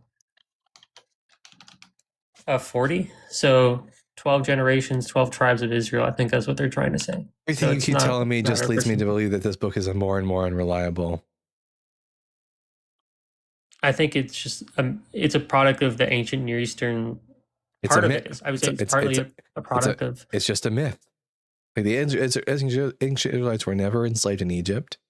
In fact, all the data seems to support that they were just another group of Canaanites. Well, actually, that was the Copenhagen interpretation, right? So the Copenhagen school was that it's of biblical minimalism, was that it's all mythology, and that scholars have sort of softened their perspective towards the Exodus, where they think, there was a small segment of the population that did come from Egypt. I would say that what we have in the Book of Exodus is a legendarized form of what the ancient Canaanites were undergoing, which is that prior to the Bronze Age collapse, the Canaanites were like vassal states for Egypt, and they were remembering a time when they were under Egyptian rule, and one particular group of Canaanites that would arise, the Israelites, remember this culturally, and they formulate it over centuries to be, we were subjects of the Egyptians in Canaan too. We were slaves of Egyptians in the land of Egypt as a distinct people group. Well, the Egyptians didn't rule over the Canaanites and impose their culture on them. They had a few garrison cities there to extract tribute, and that's really all it was. It's not like they had palaces and stuff. Never made that claim. They were just right, but I'm just saying it's kind of an overstatement. They were vassal. The people in the Levant were vassal states of Egypt, and that cultural memory goes on and on and on until it slowly morphs into we were slaves to the Egyptians. I guess it's plausible. It just seems like a stretch to say, oh yeah, we paid tribute occasionally to the Egyptians to, yeah, we were enslaved. All the data supports that the ancient Israelites were just another group of Canaanites. They I could be wrong about this. They worship the same gods. They lived in the same region. They had the same language and alphabet. They're just another group of Canaanites. I mean, I don't dispute that. Like, I think that the Israelites used to be Canaanites before they went to Egypt. So they have obviously a lot of Semitic culture, but they also have a lot of Egyptian culture and Egyptian loanwords, like tuf, for instance, becomes suf, yam suf. I would say that's just a result of the Canaanites being ruled over by the Egyptians.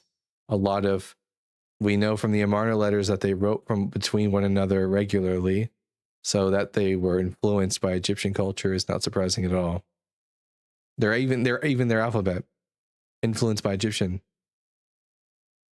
The Canaanites' alphabet influenced by Egyptian.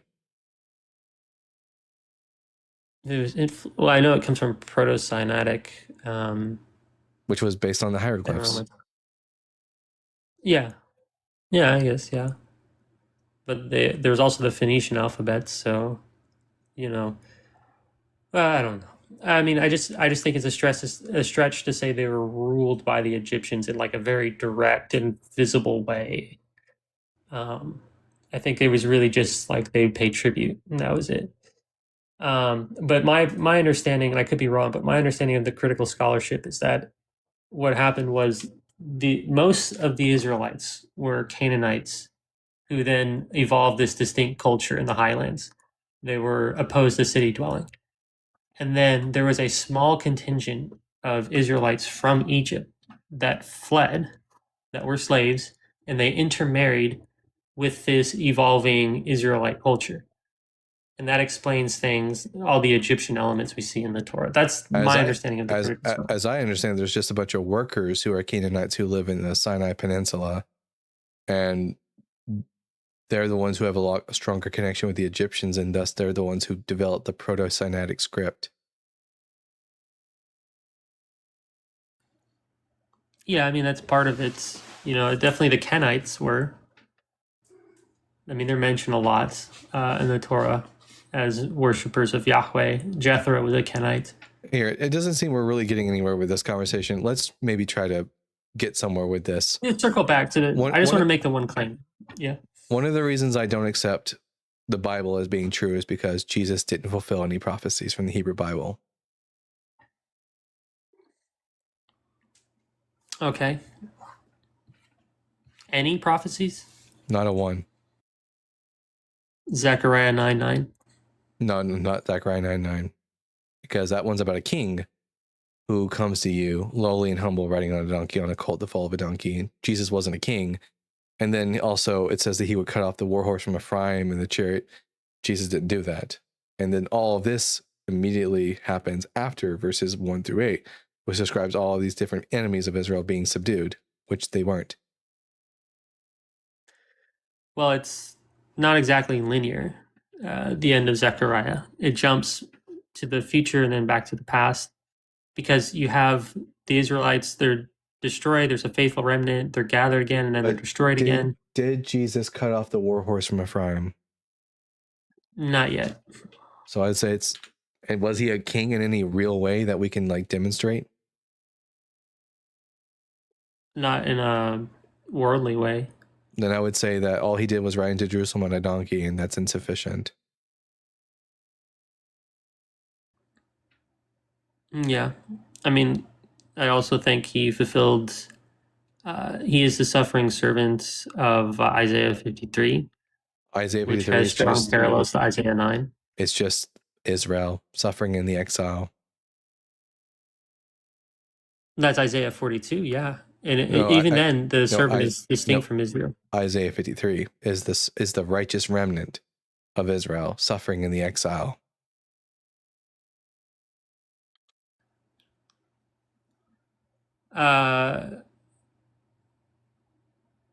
Then why does he suffer for the sins of Israel? Does it make sense? Because it's the righteous remnant. Like when the Babylonians came in, there were wicked Israelites and there were also righteous Israelites. And the righteous Israelites didn't do any sin to deserve the exile, but they suffered alongside because of the transgressions of Jacob, right? So the transgressions. Oh, I guess, yeah. Yeah. And also the suffering of the servant is something that has already taken place from the perspective of the author of 2nd Isaiah. Deutero Isaiah? Yeah. Hu mecholal mi peshenu. He was wounded for our transgressions, not he shall be wounded. This is the wounding, the suffering of the servant has already taken place from the perspective of the author. The thing that's yet to occur is the exaltation of the servant, which he describes in all of the verses leading up to Isaiah 52, verse 13. Israel, who were in the dust of the earth, but now are given beautiful clothing and exalted before the nations.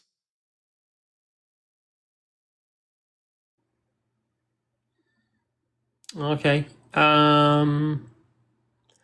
Yeah, but there is, I mean, it's been a while since I've looked into that passage specifically, but I know that he recycles a lot of language from Isaiah 9. Well, I think in Isaiah 9. I don't think Isaiah 9 is about the Messiah either.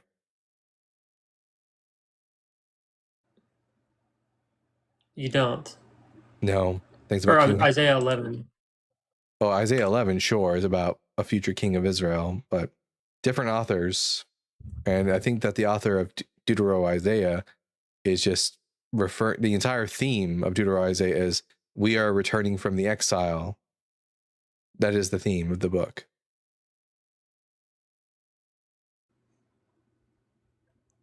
I guess that's part of it. I mean, there's that. I mean, I would just have to agree to disagree. I would have to look more into it because I can't really like sustain a conversation. But, another prophecy, I think Jesus fulfilled Daniel 7 of the Son of Man. He calls himself that. And the Son of Man. I don't think the Son of Man is the Messiah. You don't. So who is the Son of Man? It's Israel.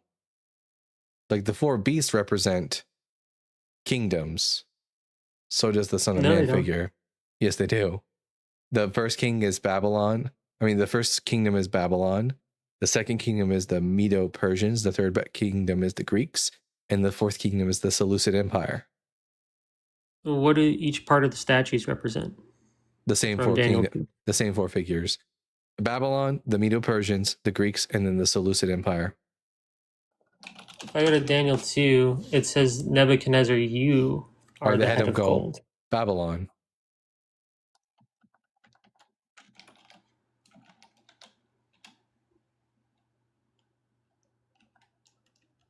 Yeah, you are the head of gold. So Nebuchadnezzar is the head of gold. His kingdom is. He is the representative of his kingdom. So Babylon is the head of gold. Okay. In the Medo-Persians. Yeah, I mean, I would agree with you there. Are the second kingdom. The Greeks are the third kingdom. And the Seleucid Empire is the fourth kingdom. And then the fifth kingdom is the Jews, right? Yeah. The Son of Man figure is one like a Son of Man. Just like you have one that's like a lion, like a bear, like a leopard, and then like a beast with 10 horns. You have one that's like a Son of Man that's meant to be the kingdom of Israel.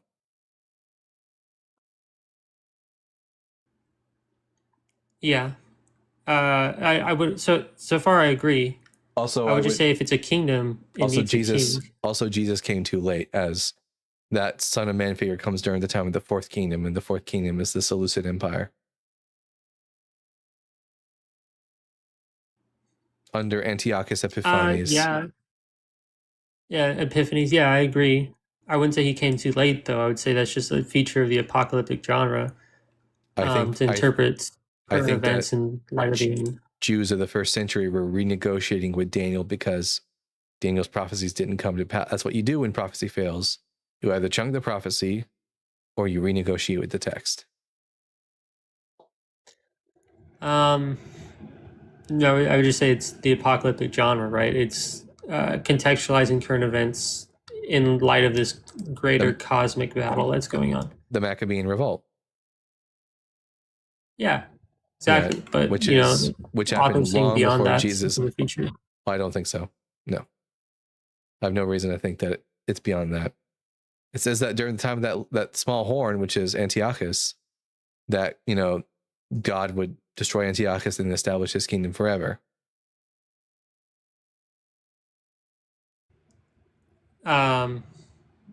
Yeah, well, yeah. I mean, the fourth beast, if it is Antiochus, the thing is, if you read like Jewish commentaries on the Book of Daniel, 7 and 9 stand out. Like they break from the casual flow of the text. Like Daniel 8, 10, and 11 share much more continuity than 7 and 9. They kind of stick out like a sore thumb, which is why many rabbis, when reading this text, saw it as pointing to Rome, not to Antiochus. But, regardless, that's its own rabbit hole. Yeah, I would say the consensus of scholarship would definitely favor that it is Antiochus. I think that's the context the author was writing in, yeah. But I would say that there's more going on here. But regardless, the Son of Man is a king. Just like these other kingdoms are ruled by kings, the Son of Man is also the king of the Jews. Sure, that's a very casual, straightforward reading. Just not Jesus, as he wasn't a king in any demonstrable way. But you don't think this is a messianic prophecy? Not in the strict sense. I mean, you can say it's about the king and the kingdom. I think it's about the kingdom in whole. And of course, every kingdom has a king. But but it's not Jesus. It's too early. And Jesus is not a king in any real demonstrable way. All right. No more a king than the Rebbe was. Oh, the recent guy who died or whatever? Yeah. Jesus and Rebbe are as much king as each other.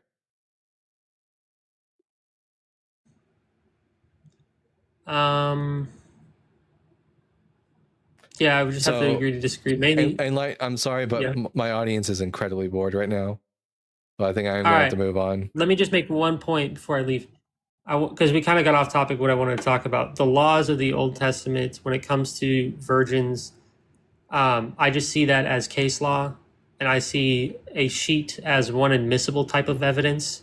I think that's proof that exonerates a virgin. But in order to establish a claim in the Old Testament, in the Torah, you need like 2 or more witnesses to establish a claim. So just the charge on itself would not be enough to convict that woman. It would be enough to start an investigation, but the elders of Israel would be the one who decide on that case, and they would just use the Old Testament laws as inspiration. And again, we don't care what the rabbis have to say. Not on this channel, we don't. But anyways, thank you for calling up. Anyways, hey, Matthew. Hey, buddy. How I you actually been? had something humorous I thought you might like to see. Yes, I would love to hear that. Took a quick screenshot of somebody else's live, so let me see if I can pull this up for you real quick. Let me guess. Scripture dude? Oh, yeah. For anybody who hasn't seen it. Yep. If that isn't a blatant copy, nothing is. Here, let me show my audience on YouTube. Let me see. So you guys on YouTube can see. There we go. Yeah, y'all, look at that. Yeah, I'm aware. If that isn't a blatant copy, I don't know what is. But you know what they say, imitation is the highest form of flattery. Yeah, well, consider me flattered. But yeah, I just thought you'd get a kick out of that. You're like the 8th person today to tell me about it. It's funny though. It's nice to know. I mean, I've gotten to the point where people are copying me. Is that just a Canva template? It's not. That person used AI to recreate my background. Very, very obviously, because yeah, it's funny. But you're more than welcome to hang out if you want to. I'm going to read some super chats and then we'll bring up definitely, man. Hawk Tua. I'm sure that'll be great. From at Viking Chef with the 10 pounds. Hey Dalton, hope you're feeling better. I am. What is your interpretation in Matthew and Mark where Jesus said to unalike children who cursed their parents? Yeah, I mean, Jesus was a Jewish guy who believed we should observe the law of Moses. So when he tells the Pharisees that they're hypocrites because they're disobeying the commandment says that you're supposed to, whoever, dishonors father and mother ought to be put to death. Jesus's position as an observant Jew was, if you disregard what your parents say, then you should be put to death. Because Jesus was pro-Torah. And at House 70 with the $10. The Nile flooded every year. Egyptians had better acords and better experience with floods than most other ancients. If they don't have any record of a global flood, likely didn't happen. And that's actually exactly why it is that we don't get a flood myth in Egypt, because people who create flood myths do so because the floods are disastrous, they're cataclysmic to their society, and thus, if you want to write a story about global cataclysm, the one you would use is the flood. But because the Egyptians had a positive relationship with the Nile flooding, they thus didn't use it as a way of talking about global catastrophe. That's why you never get a flood myth from the Egyptians. And at NB with the $2. Bird is the goat bro, the actual goat. We do love Fern Lovebond here on the channel. Hey Fern, if you're listening, good to hear from you. And at ampersand with the 20 New Zealand dollars, I believe it is. Could you explain Daniel 9 and why it's not Jesus, please? And when you are going to finish your book with Justin? And this is my live. Well, I'm not writing the book with Justin. Justin's writing his own book.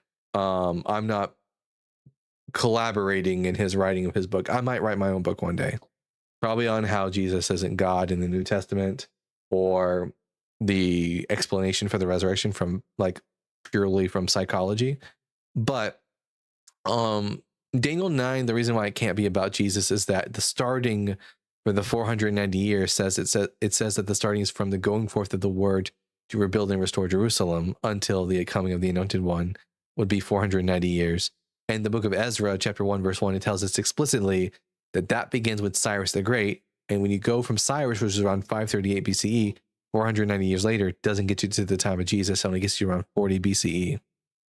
That's why Daniel 9 can't be about the Messiah. And one last super chat for right now. At Contra Deity with the $5. If the Bible is BS, how do you explain Fabio Jesus in my dreams as a Chip and Dale dancer holding loaded nachos? You know what? That's probably the best argument I've heard all day, Contra Deity. So I'll have to give you that one. Good to hear from you.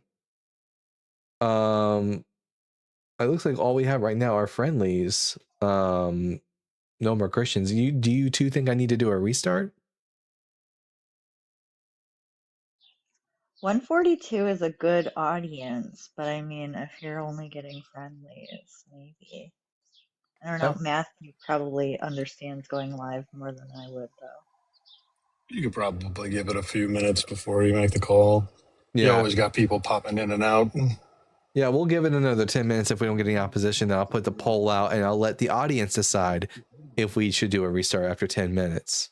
So in that case, everyone in the comment section, here's a fun question. I want you to tell me, what is your favorite biblical film? And I'll ask my illustrious co-host here that same question. Believe Women and Matthew, top to bottom, what is y'all's favorite Bible-based film? Oh, that's always fun. Which one's your favorite? Well, I'm seeing, and my favorite is probably going to be Prince of Egypt. Exactly what I was going to say. I was going to ask, do you want funny or do you want like good flick? And Prince of Egypt was a really good story. Absolutely. What do you think, Believe Women? What was your favorite Bible film? Yeah, hang on. There's one. Okay, because I wasn't thinking serious versus not serious, but there's one. It's not called Passion of the Christ, but it's similar. The Something of Christ. The Harvey Keitel is in it. Temptation of Yes, Christ. The Last Temptation of Christ. The one with And is it Willem Dafoe is in it? Willem Dafoe and Harvey Keitel, who's also been in several Quentin Tarantino movies. I think it ends with him like he's like rejects going to the cross, and so you get to see him live his whole life, and then he regrets it, and then he goes back and dies on the cross.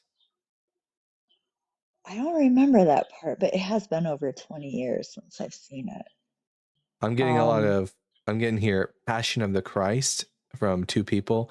I don't think that's a very good. I mean, it's very anti-Semitic, that film. Not a great movie, yeah. And I saw it with my church youth group when it first came out, and then we had a whole meeting about how we felt about the movie afterwards. It's just gore porn, really, is all it is. Yep. Yeah. Honestly, I think I prefer Veggie Tales and the pirates that don't do anything. Oh, I love the pirates who don't do anything. Knight says angels and demons. That's not really I mean, it takes place at the Vatican. I don't think that counts as a Bible movie, though. I mean, movies about things from the Bible. 10 Commandments, 1954. That's a good one. That's the one I was gonna say, because it's a classic. We grew up in our childhood, every year that plays on TV, and we did that, and my mom would play it every year. So to be nostalgic, my friend and I watched it when did they play it? Easter? It's so weird. Life of someone that play it at Easter? It's around Passover. Because they just played it. Yeah, so yeah, Easter usually rolls Jesus, though, but yeah, well, Easter usually takes place at a similar time as the Passover, which is about the Exodus. Right. I'm sorry. Right. Yeah. Grathia says Life of Brian. Do like Joseph in the Technicolor Dreamcoat. That was a fun one.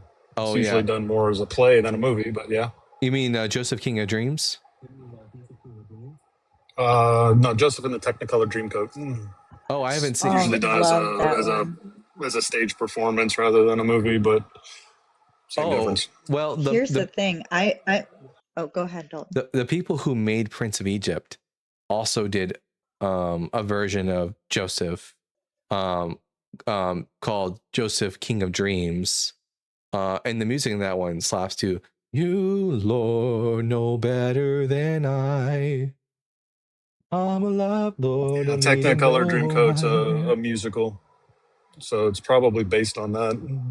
So I was gonna say, my uncle growing up was in musical theater, and so I've watched a lot of music. I've watched him he was actually in Joseph and the Amazing Technicolor Dreamcoat, which was my first experience with it as a tween or something, and that is an amazing stage play. Amazing. I had someone up for just a second, but then they disappeared. Someone by the name, I think Racham was their name.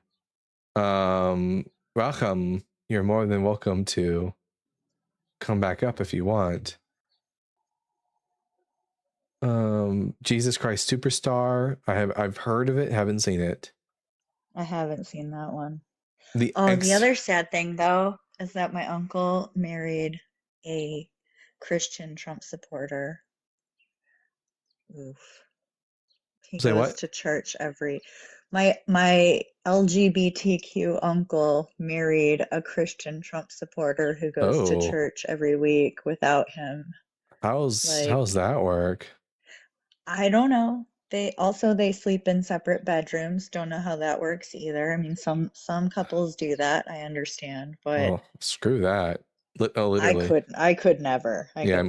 I'm gonna be every night. But anyways, 239 says, so you sing the songs, remember scripture, but you don't believe? Yes, I was a Christian, 239.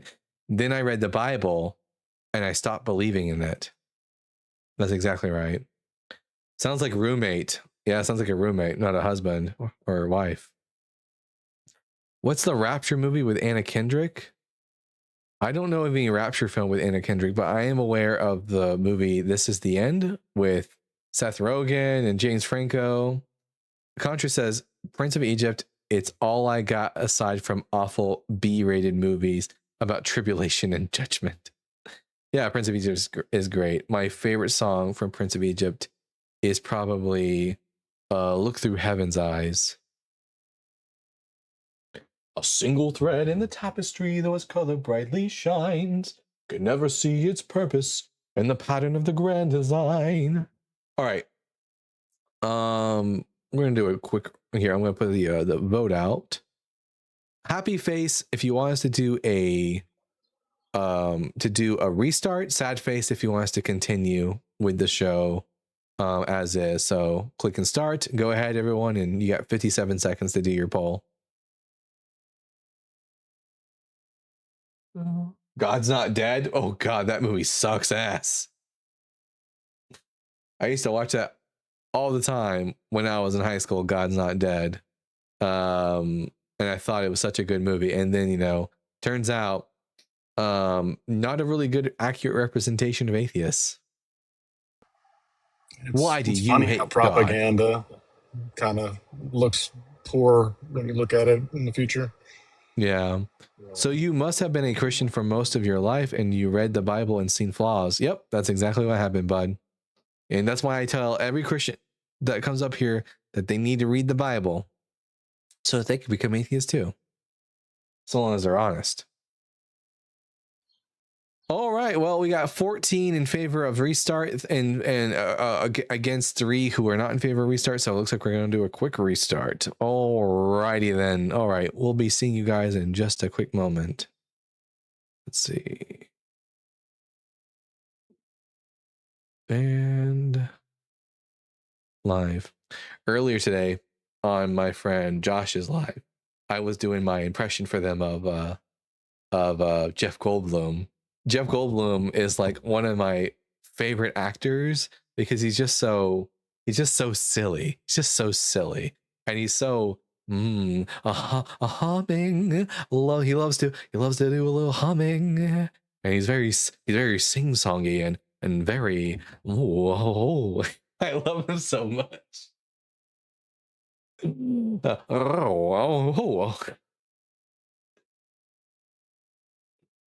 Oh man. If I could do a perfect Jeff Goldblum impression, I'd do all my I do all my debates like that. He sounds very like he's always turned on. It's so funny. Life finds a way. He's always looking for the words. It always sounds like he's looking for the right words to perfectly serenade us.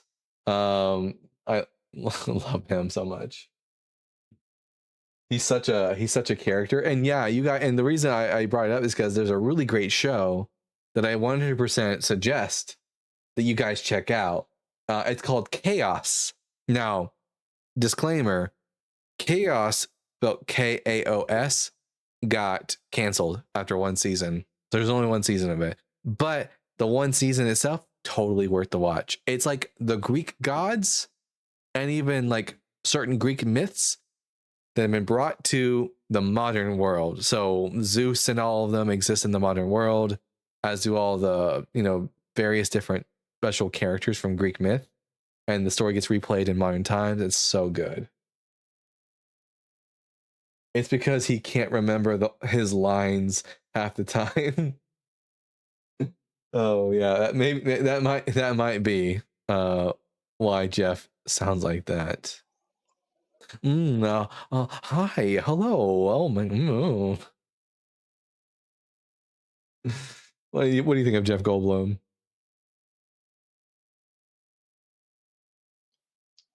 Interesting character.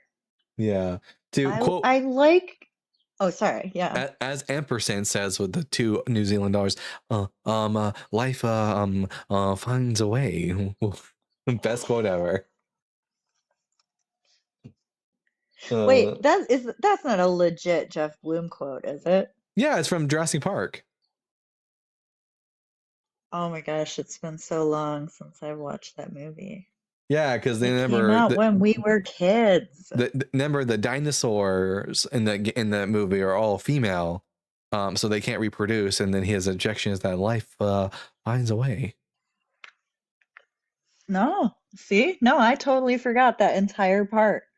So apparently I need to rewatch Jurassic Park.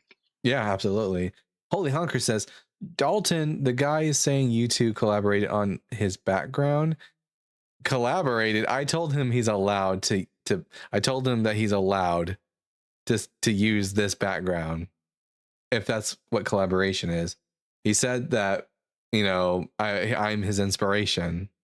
So I told him that because he buttered me up, I told him he's allowed to. You're officially a muse, Dalton. I am amuse. I'm very amusing, that's for sure. Let me read these comments I use these messages I got from my buddy Lou. Let's see. Looking more for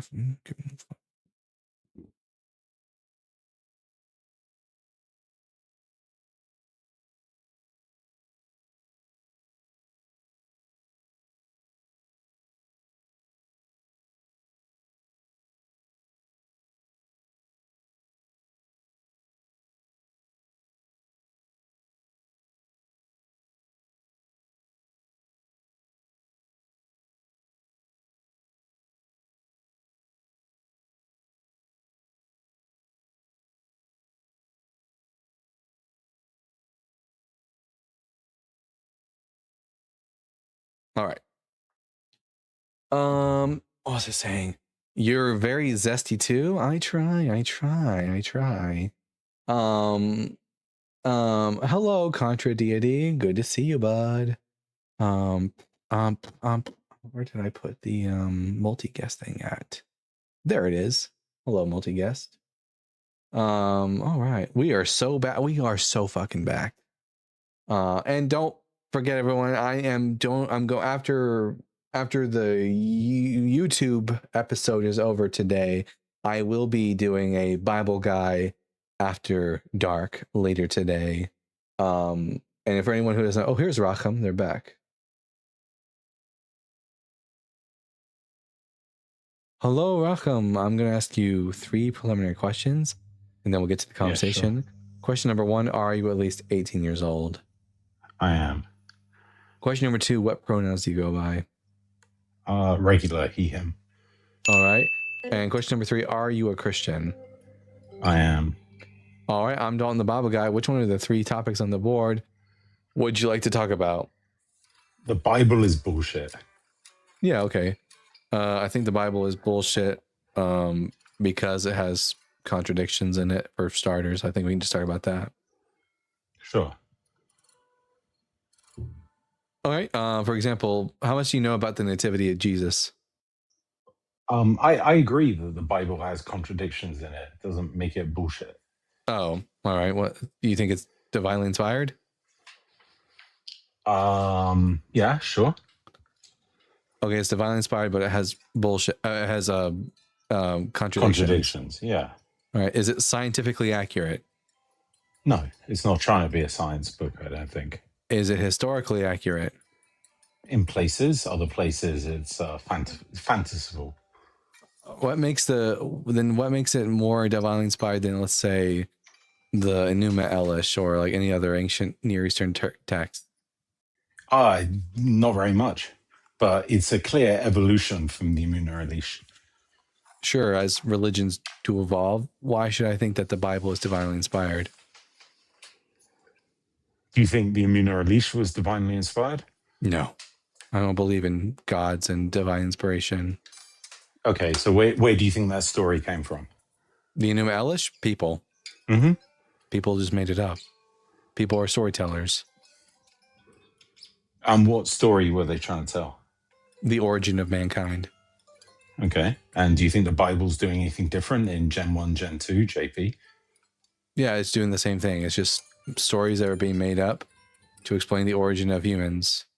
Also, you have some music. Difference? You also have some music playing in the background. Could you turn that off? Sure. What do you think the difference is between the the Immuno Elish and Genesis 1 P source?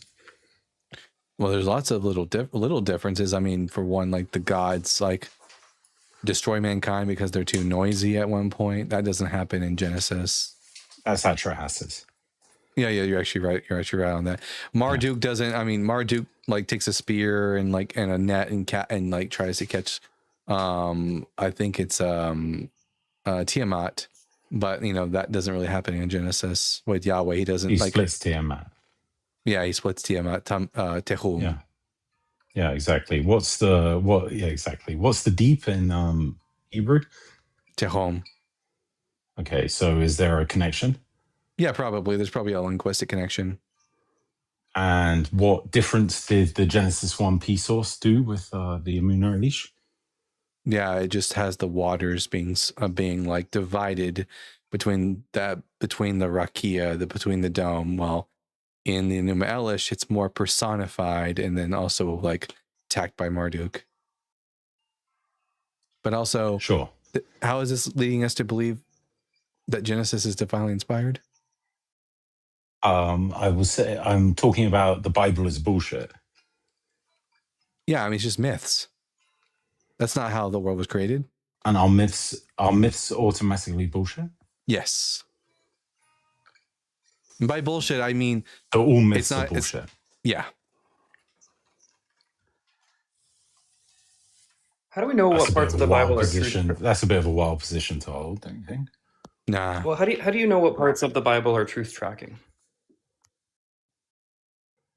In the sense of,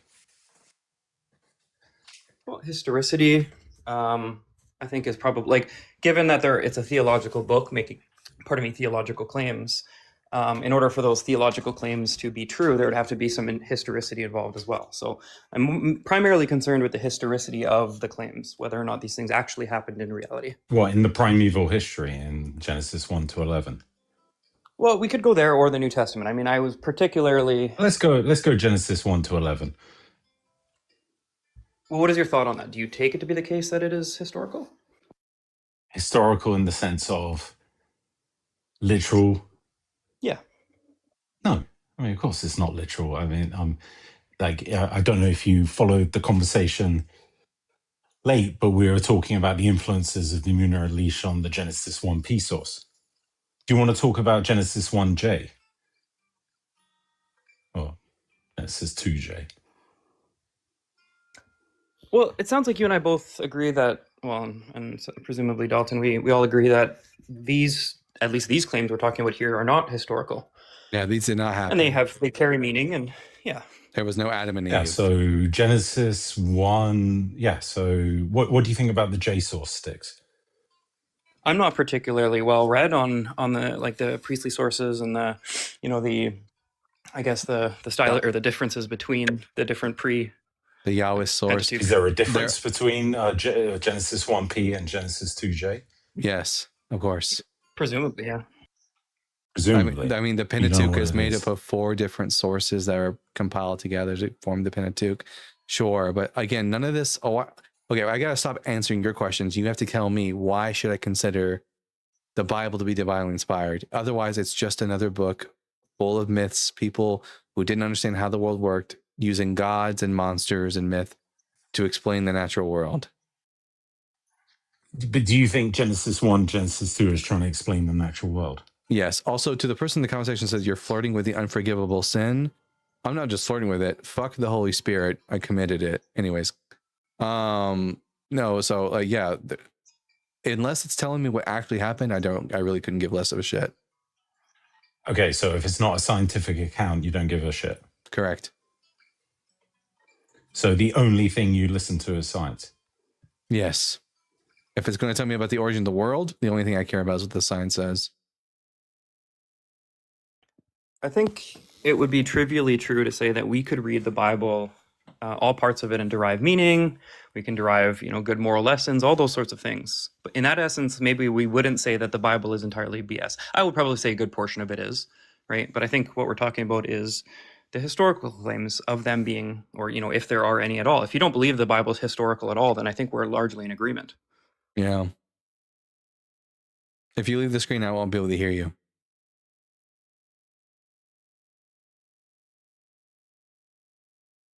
Racham.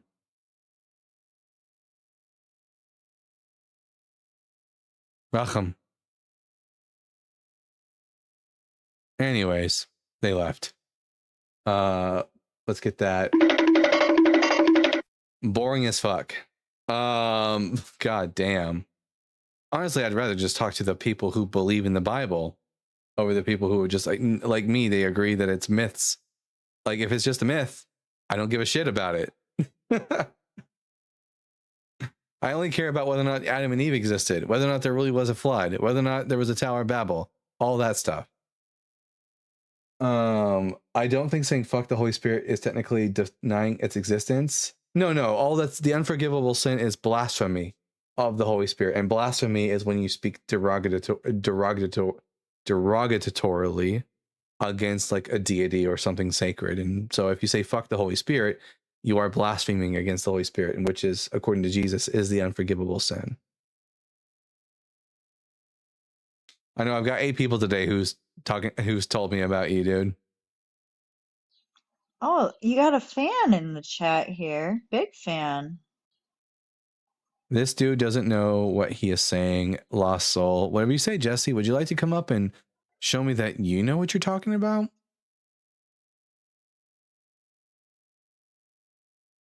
Hey, Scripture Dude, did you collab with Bible Guy? Here, Yo, if you want to debate somebody Jesse, on this topic, you should Jesse, debate God we're gonna Logic. gonna ask you 3 preliminary questions, and we'll get to the conversation. I'm not here to debate Question with you, bro. number. If you want to know somebody that's knowledgeable about the. All right, thank you for letting me know you're not here to debate. God Logic is more than welcome to come on my show anytime they want. Larry Spaghetti, I'm going to ask you 3 questions, and hopefully you're actually here to debate, unlike Jesse, who's just here to waste time. Are you at least 18? Yeah. What pronouns do you go by? Pronouns are fake and gay. Let's move to the next question. Guys, you heard it here. God is fake and gay. God's fake and gay, right? Pronouns. Well, also the God uses pronouns. Let's move to the next question is also using a pronoun. Let us move to the next question. So Larry Spaghetti is also fake and gay. So to be clear, God is fake and gay, and Larry Spaghetti is also fake and gay. Glad we established that. But you're going to tell me your pronouns, or we're not going to have the conversation. So what pronouns do you go by? You only got one chance.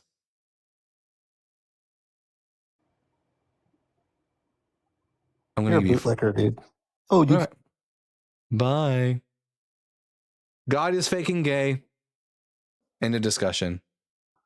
God said, I am he. What did he say at the end there? I missed it. I'm a bootlicker, whatever that means. Do these people think that in saying that they don't believe in pronouns, or that by in virtue of not providing the pronouns that they go by, that this is like an admission or like some sort of passive agreement with like trans identities and stuff like that? Like, you recognize that you can still affirm that you have pronouns while not affirming other propositions about pronouns. Like, these people that claim that they don't go by pronouns are just morons. They are morons. They wouldn't know what a pronoun was if it bit them in the ass. God says, I am he. And apparently Larry is better than his God because he refuses to give pronouns when God doesn't refuse to give pronouns. So speaking of pronouns, also Larry, I and you are both pronouns, so try not to use those if you don't want to be like us. Have either of you ever heard of or watched what's that show? Schoolhouse Rock. Yes. With Jack Black. No. What? That's a movie. Oh wait, yeah. Isn't it? Oh, that's called School of Rock, right? Oh, okay. Schoolhouse Rock was made in like the 70s. Yeah, and it's like an old cartoon with like I'm just a Bill. Yeah. Right. And they have one on pronouns and how there's this like crazy dude with a really long, ridiculously hard to pronounce name, and they just give him the pronoun him. And it's just like a whole song about how pronouns work. And I feel like a lot of these people need to watch that. Yeah, for sure. I should just like start. I gotta find the pronoun song and just start playing it whenever they start refusing. Conjunction junction, what's your function? Said Rita, sure. Yeah, there you go. Everyone's got the references. That was a little bit before my time. I just know I've seen clips of the I'm just a bell. Same. But my grandparents did have VHS tapes of them, and VHS was very much my time, so I got to see them old school style. As my friend Equality likes to say, you either have Christianity or grammar, but never both. Everyone, if you like the Bible Guys show and you think he's got a nice face, send your little heart me's. It helps the channel a lot. It's only 1 coin of all of your, like, what is that, 0.001 cents or something? Send that little thing. Everyone forgets, but it helps the channel a lot. It helps it get it out to the algorithm so we can get some conversations going in here. Do you know scripture, dude? I sure do know scripture, that's for sure. Oh, Josh, hey buddy, thank you for the cowboy hat. Yeehaw! Thanks for the reminder, Sticks. I again had not sent my heart me yet, so appreciate it. Would you say science goes by something that they can't prove but have to assume it? Like what? I would say that science isn't like a body of knowledge. It's not. Science is a method by which we come to conclusions, and we hypothesize. Like logic is just a description of the way that the universe works. That's all it is. You don't prove logic, you just use it. Hey, Nan, why don't you hit that guest request and we'll see who has more stamina. Yeah. I've got a philosophy bro on my panel right now. Nen is yet another person who seems to be obsessed with how you look. I'm sexy and I know it. I think that might be a song.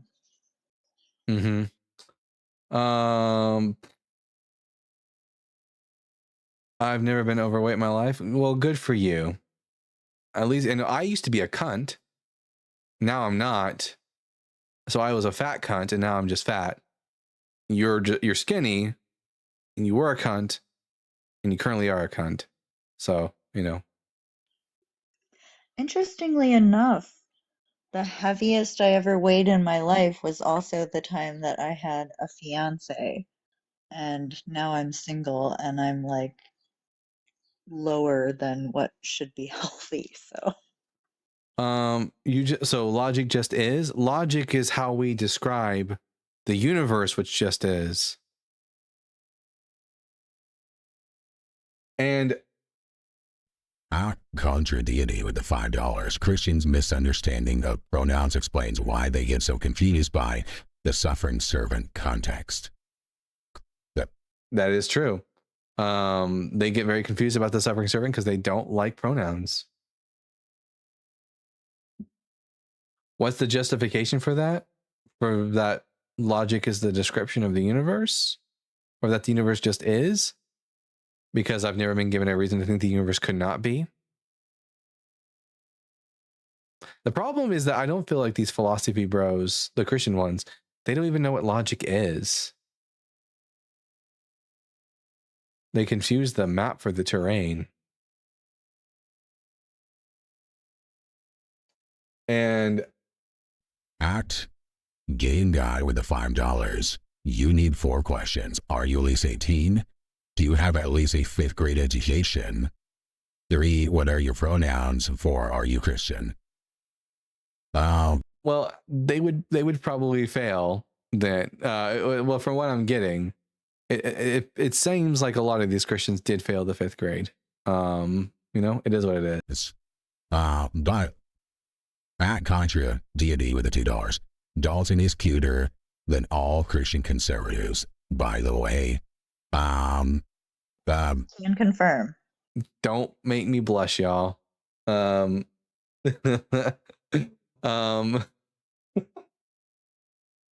was I saying? Okay, we're gonna talk to Kenny now. Kenny, I'm gonna ask you 3 questions. Are you at least 18? Yo, what's up, you fat little pussy?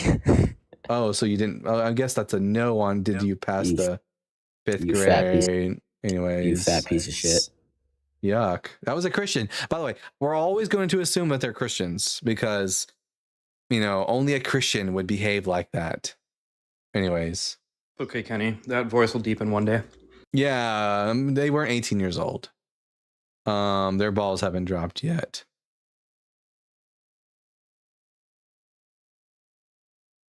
Anyways. More Christian love. I know. Anyways. Yeah, Kenny, I don't talk to children, so you're being muted so that no one can talk to you. We don't talk to minors. 1 Peter 3:15, but these Christians don't read their book. That is the problem. 1 Peter 3:15 says you should always be ready to give an answer for the hope that is within you. And I guess they do give us answers. They're just not very good ones. Maybe they'd have better answers if they thought for more than 5 seconds and actually read the Bible. That guy definitely oils up and slides at the local park. I don't know what that means.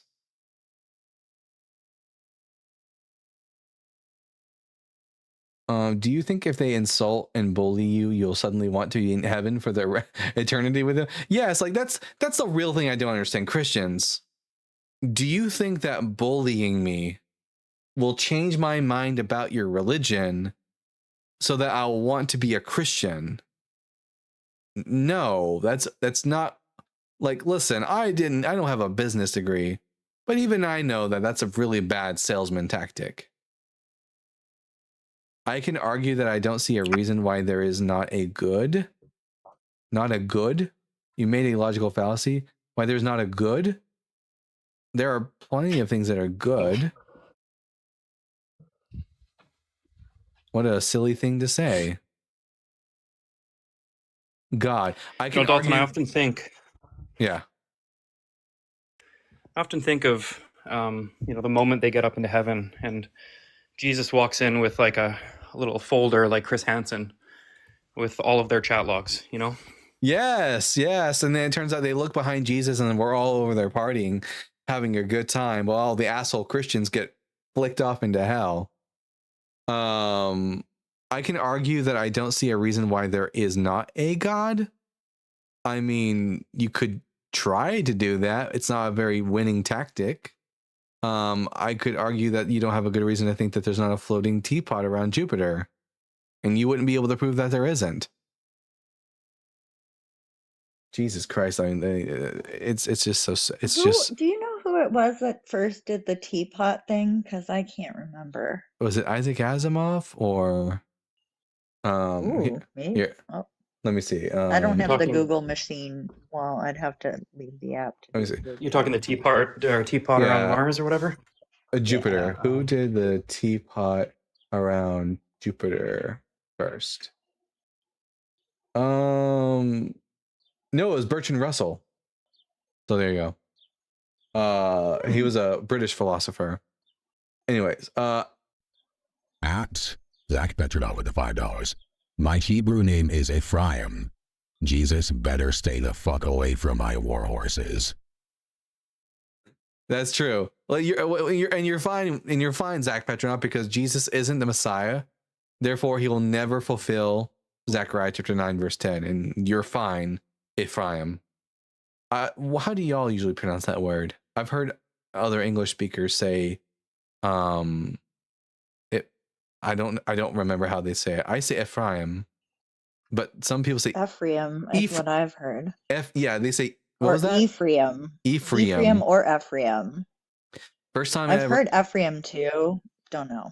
The first time I ever saw the word, someone said Ephraim. Yeah, Ephraim. See, I say Ephraim because the first time I ever saw the word Ephraim, it was in the Hebrew Bible. So I just knew it as Ephraim. And then it's like how I thought the name was Amos, but people say Amos. And I thought the name was I thought the name was Nehemiah for the longest time, but people say Nehemiah in English. Yeah. Have you had that one guy, Liam/Amos, on your live? Just hearing the name Amos reminds me of him, and I cringe. Liam Anus? But we got we got the boss. Boss, I'm going to ask you 3 preliminary questions, and then we'll get to the conversation. Question number 1, are you at least 18 years old? Yeah, I'm 22. Question number 2, what pronouns do you go by? I go he, him. And question number 3, are you a Christian? No. All right. What brings you up to the Bible Guy show? Because I just think that Christianity is completely real, and I can debate why it is. I mean, it's a religion that exists, but its statements are false. No, I don't think it's false at all. That's what I'm trying to... So then you're a Christian? No, because I am half Jewish and half Christian. That's what I really go by. No, because I mean, the Bible is like 3/4 Jewish and 1/4 Christian. No, because I just read your thing, and you can't be half Christian. Christian's not an ethnicity. No, I mean, like, that's what I go by my religion, because my dad is Jewish and my mom is a Christian. But you can't. So I have to go as both. No, you can't. It's impossible. You cannot. Judaism is passed down by the mother. Yeah. Do you simultaneously hold to the position that Jesus is the Messiah and that Jesus is not the Messiah? No, not the Messiah. Then you're not both.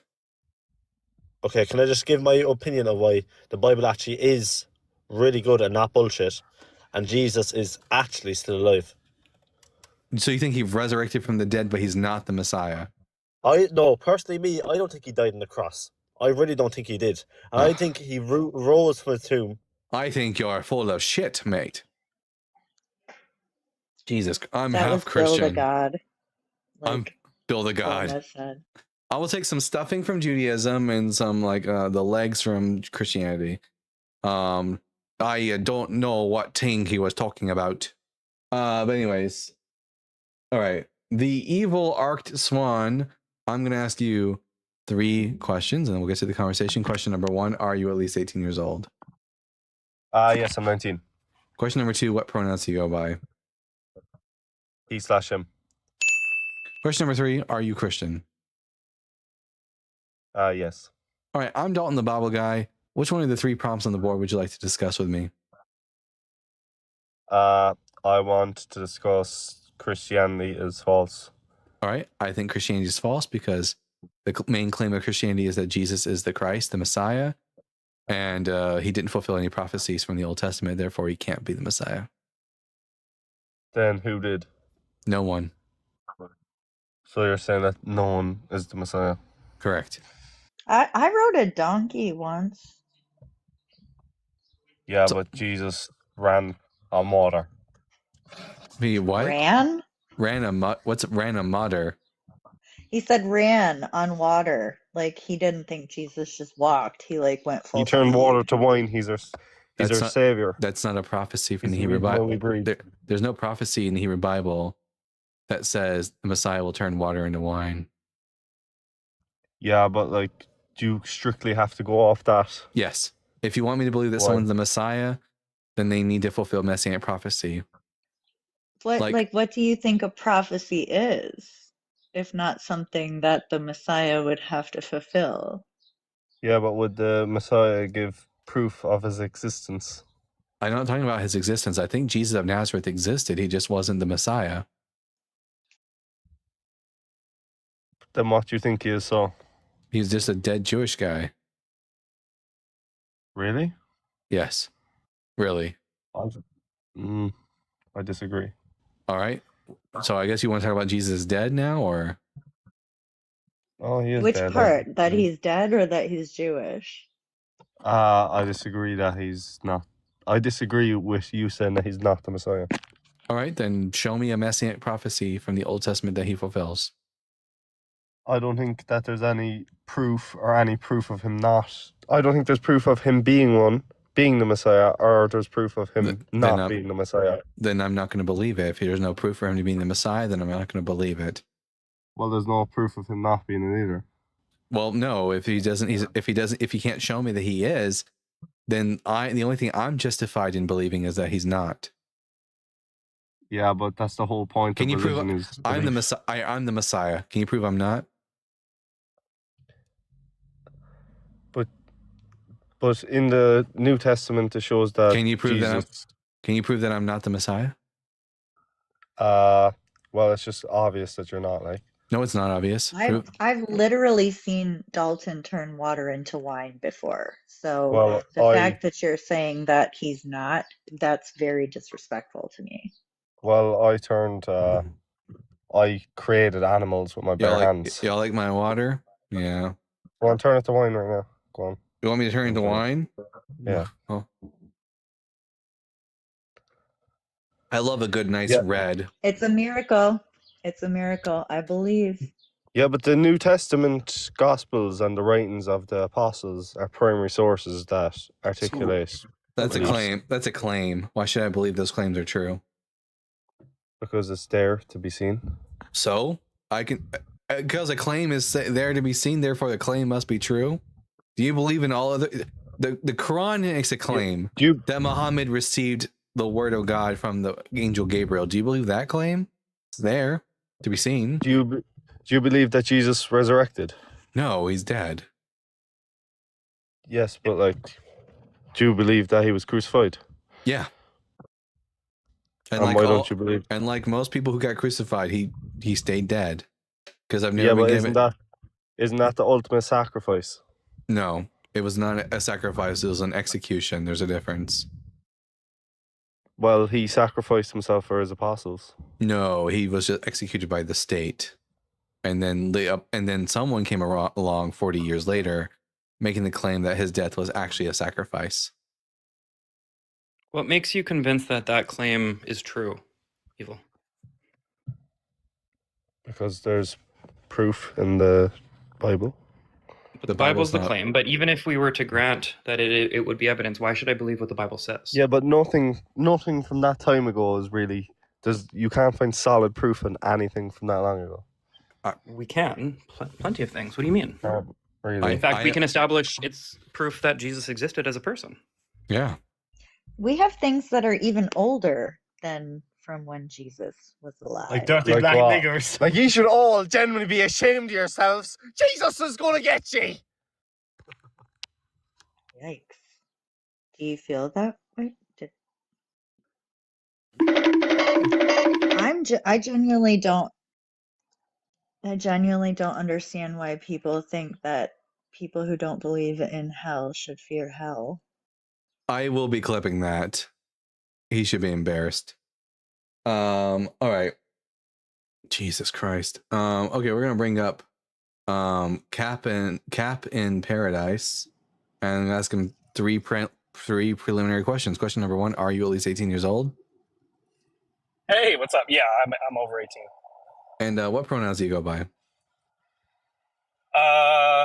I'm a straight white male. Trust me, I don't know. How do I answer that? You have the typical options in English for pronouns for singular individuals would be he, him, she, her, and they, them. He, him. Does that sound about right? Did you just learn pronouns today, Cap? No, I'm learning how to use them in different contexts that have not been used over the last fair enough. 20. Nope, that's wrong. years. What? Nope, that's wrong. That's totally wrong. The they singular pronoun has been in use for hundreds of years. Hey, I love your one-sided ambush style remarks, but let's get to the third question. Hey, if Jesus can't help you, then how powerful is he? Well, I was listening for a little bit before. Oh, go ahead. Are you a Christian? Yeah, of course. All right. Which one of the 3 topics on the board did you want to talk about? This will be fun for you guys then, huh? I'm sure. Yeah. Well, first off, so I'm a Christian. When I was listening to you guys earlier, I was just swiping and I heard you guys talking about, which is why I chimed in, the whole proof, the nuance of having to have proof and all of that. So I have 2 things to say to it. It's pretty clean and easy. One, the Bible is definitely, a lot of it is faith-based. Maybe a quick analogy. For example, if you go to a doctor or you get in a plane. No, I agree with you. It's a faith-based claim, and we have no use for faith on this channel. Sure, and that's the choice you have, and many others do as well. But not a choice. As far as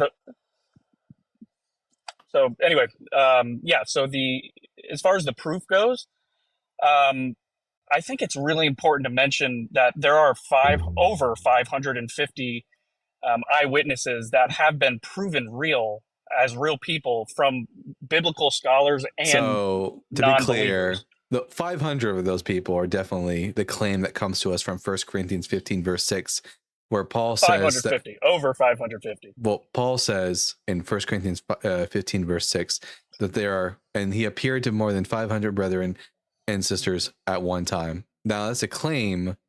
Do we know anything about these people? Well, the fact that they're historically accurate in this exact timeline that everything is stated throughout the Bible. Do we know anything about them? Tell me any facts about the 500.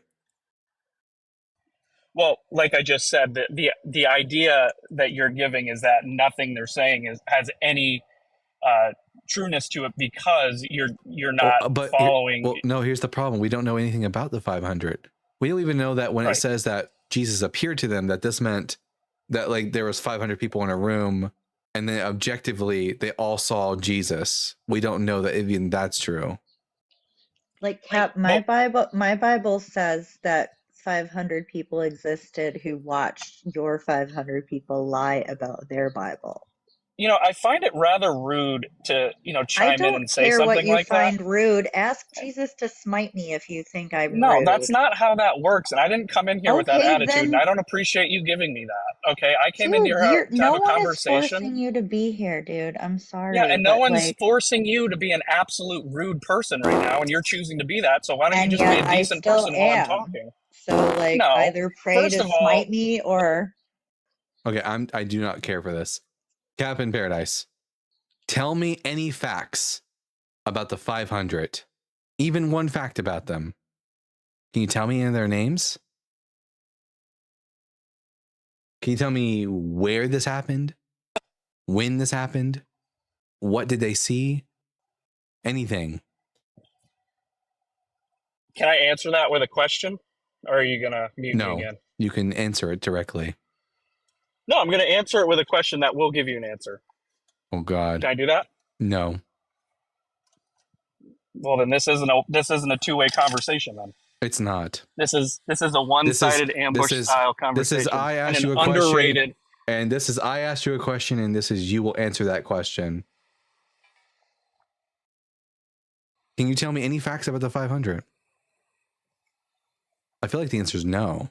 Or else you would have already done it. I was going to ask you how, if you consider the Bible to be BS and Christianity is false, what is true and why do you believe that to be true? And if you claim that absolutely nothing has any meaning because you don't understand it.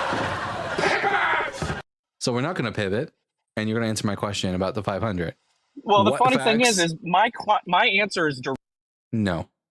You're going to tell me facts about the 500. We're not moving on until you either give us facts about the 500 or you admit you don't know anything about them. Those are the two options. Yeah, let's do it. I have the same resources in front of me that you do when you give your very well-worded, slow Tell me answers. some facts about the 500. Yeah, what facts do you want to know? The facts that they were real people, the facts that what were their things names? that they saw. What were their names? Dude, you know I don't know every single name. Do you know even one? It's a known fact. Do you know even one of their names? Dude, sure, dude. You want to do John, Ezekiel? Why should I think John? Why should I think that their names were John and Ezekiel? These are all biblically non-believers and believers of scholars that are saying these are true things. Well, no, we don't know anything about that. We don't know any of the You names can't of even 500. answer what is true if you because that's a pivot. Truth simply means, I'll give you this. Truth means it comports with reality, but I'm not going to let you pivot any further. Can you tell us what they saw? Then if this isn't a two-way conversation, then kick me. I asked you. Nope, I'm not going to kick you. I'm just going to hold your feet to the fire. Can you tell us what they saw, the 500? What did they see?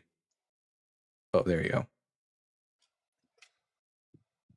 Can you tell me what they didn't see? Because I can tell you they saw miracles. Nope. What miracle did they see? How about when he turned water into wine? Well, no. When he... Wait. What makes you think that any of the 500 were present for the wedding at Cana? Any of the 500? That's just a few. That's just a few of the people that were there out of No. What makes you think over 550? No. You don't know anything about the 500. So what makes you think that any one of the 500 were present at Cana?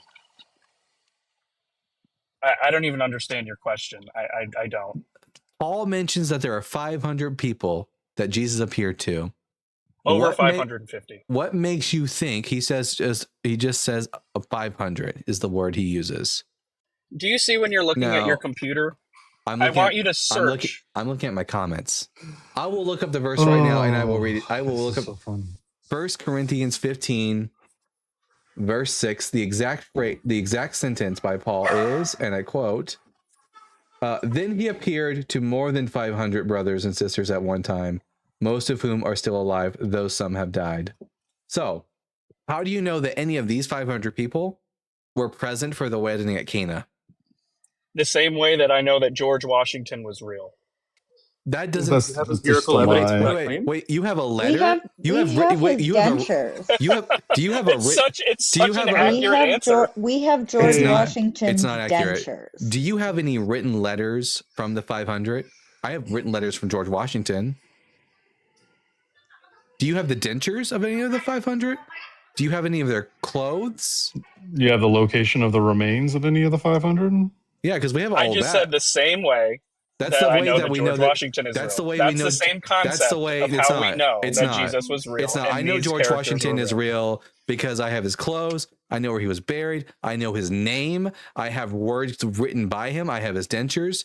Do we have anything like that for any of the 500? You can't even tell me their names. Yeah, but did you really know that though? Yes. Did you really know? Did you see it yourself? Did you feel something from it? Mind if I poke the bear a little bit here? Go ahead. Yeah, Matthew, go ahead. Hey, Cap, let's try this. How do historians come to understand if somebody from history is valid or not? If somebody from history is considered like truth or not? How do they do that? Do you know? No, I guess not. I'm not a historian. Beautiful, because that's what we're talking about here. Understanding whether somebody was alive and whether the information we have is accurate. They use something called the historical criterion of evidence. Have you ever heard that phrase before? I think it's clear that I don't know that answer because I'm not a historian. Oh, I'm just asking if you've heard it before. It doesn't matter. If you haven't, it's perfectly fine. It doesn't mean anything other than you haven't heard it before, right? Okay, yeah, sure. So if you look up what the historical criterion of evidence is, it's going to give you a list of things that historians use in an order for what they use as evidence of somebody actually existing in history. And we're going to use this for people like George Washington and Abe Lincoln and Alexander the Great and even Jesus, right? And the higher up on the list of the historical criterion of evidence, the more weight that position carries, right? And the top of the list of historical criterion of evidence is called contemporary primary sources. So these primary sources are going to be contemporary information, either physical evidence of, or like a contemporary writing of or writing from the person itself, things that are directly connected to the person at the time of the person's life. That's what we use. So when we're asking like for reasoning to believe in these historical claims, that's where we start.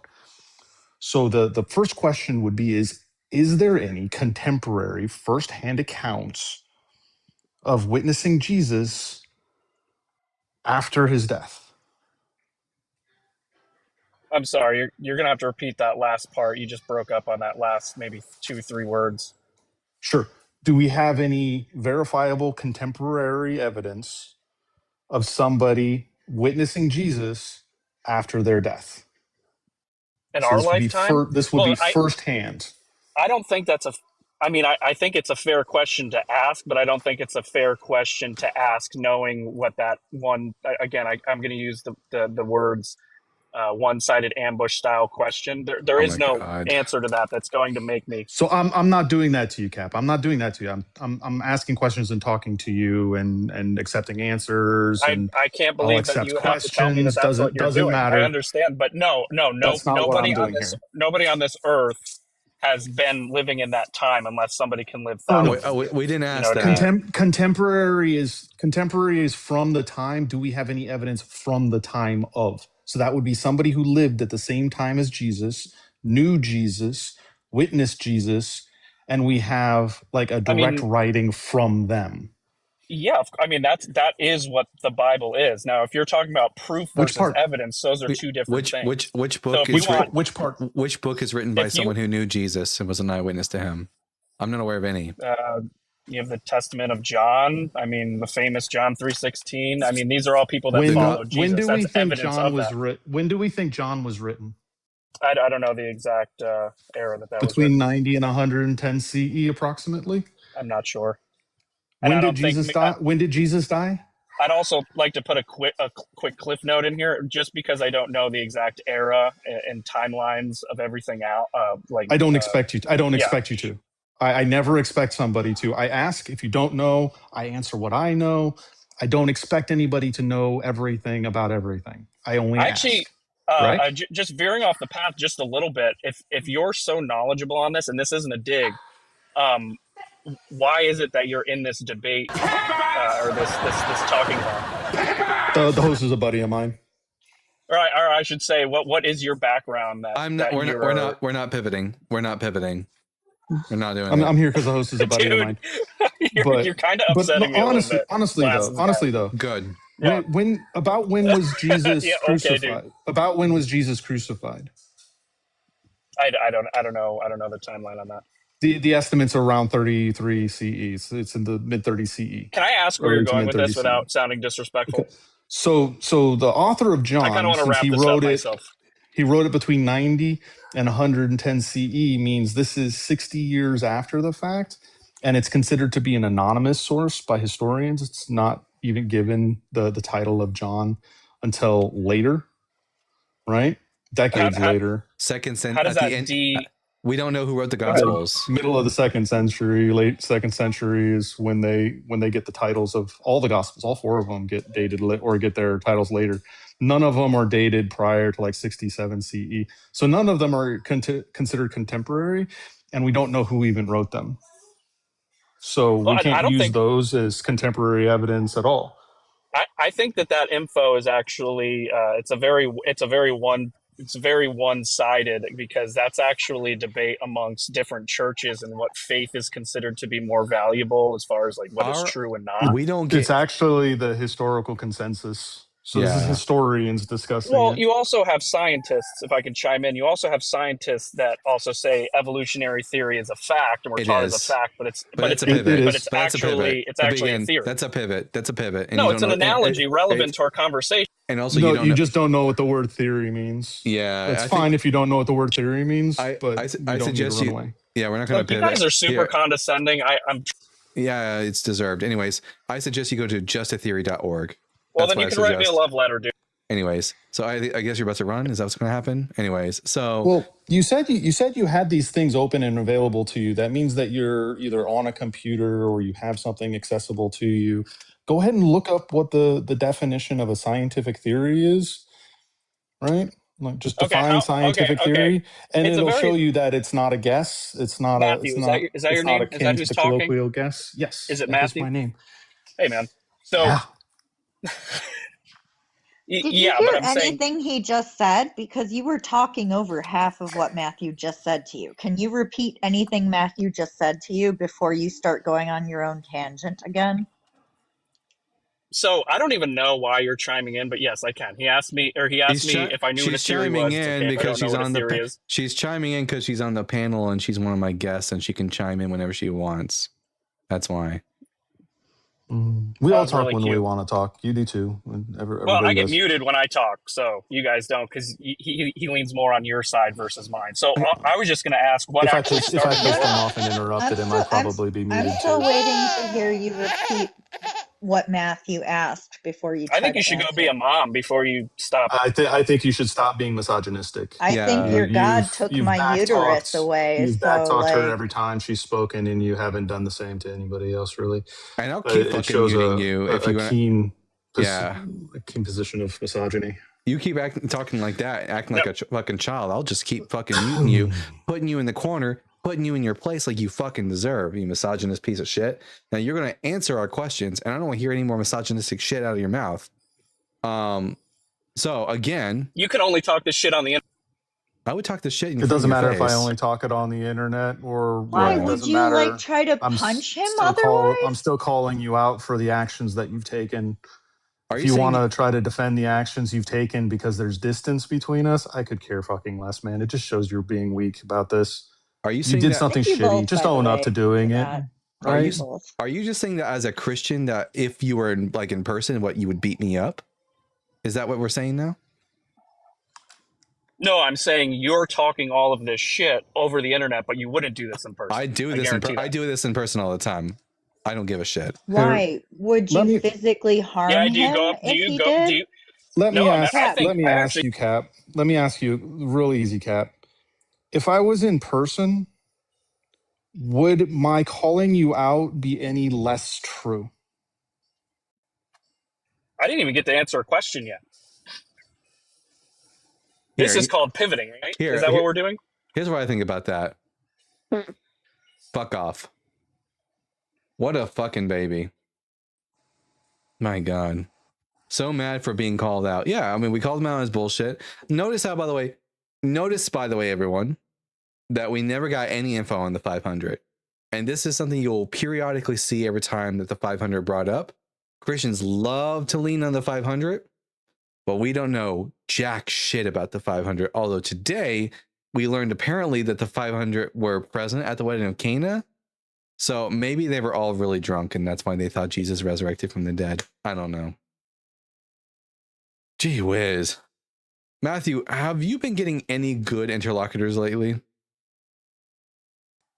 Yeah, actually, I gotta tell you honestly, probably about 80%, 75 to 80% of the people I talk to are decent conversations recently. And I've been very, very happy for that. It's been really good. It'll come my way eventually, hopefully.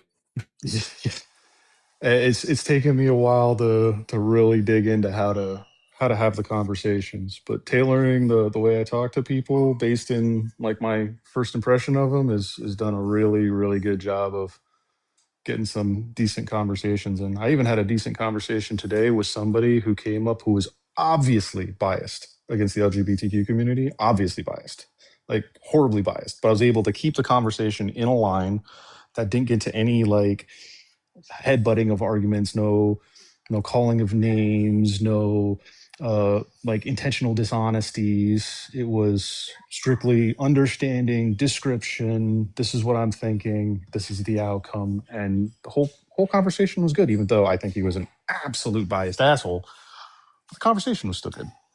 I'll have to go back and watch that. Let's see. We're going to talk to Angel Eye now. Angel Eye, I'm going to ask you 3 questions, and then we'll get to the conversation. Are you at least 18? Yes. And what pronouns do you go by? He, him. And are you a Christian? Yes, I am. All right. I'm Dalton, the Bible guy. Which one of the 3 points on the board would you like to discuss with me?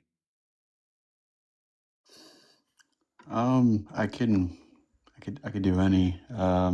Maybe the Christianity is false, or the Bible is BS. Yeah, I would say Christianity is false because the central claim of Christianity being that Jesus is the Christ is false because Jesus never fulfilled any prophecies from the Hebrew Bible.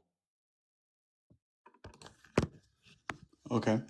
And all right, so we can go from there. So what about the prophecy that in Micah 5:2 was born in Bethlehem? Well, it actually doesn't say anything about an individual being born in Bethlehem. It says, "But you, O Bethlehem Ephrathah, though you are one of the little clans of Judah, from you will come forth from me one who is to be ruler in Israel, whose origin is of old, from ancient days." Now, first and foremost, I think the most important thing to point out is that the person in question is a Moshal B'Yisrael, a ruler in Israel, which Jesus never was. Secondly, it's not about someone who's born in Bethlehem, but they are going forth is from not the village of Bethlehem, but the clan of Bethlehem, a clan whose origin is of old, from ancient days. It's telling us is that there's going to come forth a ruler from the line of David who's going to rule in Israel. But Jesus doesn't meet that requirement. And the source is Dead Sea Scrolls, right? The Masoretic text, just the words of the Micah 5:2. No, I understood. But also it can be verified via the Dead Sea Scrolls as well. I'm sure Do you know there's not one piece of the Dead Sea Scrolls that's like bigger than a credit card? Well, that's not necessarily true. Most of them are not that much bigger. The Great Isaiah Scroll is pretty complete, but like generally, what happens when we compare the Dead Sea Scrolls with the Masoretic text? Generally, they tend to line up, with maybe a few exceptions of words, but most 100% of all Bible translations take into consideration nowadays the Dead Sea Scrolls, the Septuagint, and the Masoretic text, and they all say the same thing, that from you will come forth, it says, Ba'ata Bethlehem Ephrata Za'ir Lahayot Be'elfi Yehuda. But you, O Bethlehem Ephrata, though you are little amongst the clans of Judah, Mi Mecha, from you, Li, to me, Yitzay, will come forth, Lahayot, for you, Moshe Israel, a ruler in Israel. But Jesus wasn't a ruler in Israel. What about buried with the rich in Isaiah 53:9? Isaiah 53 is about the nation of Israel. What about lots cast for clothing? Psalm 22:18. Psalm 22 tells you in the superscription that this is a Mizmor la David, a psalm about David. What about born of the virgin? Isaiah 7:14. So Isaiah 7:14 doesn't say anything about a virgin in the original Hebrew. It says Hinei ha'alma hara ve'yoledet ben ve'krat shemo Emmanuel.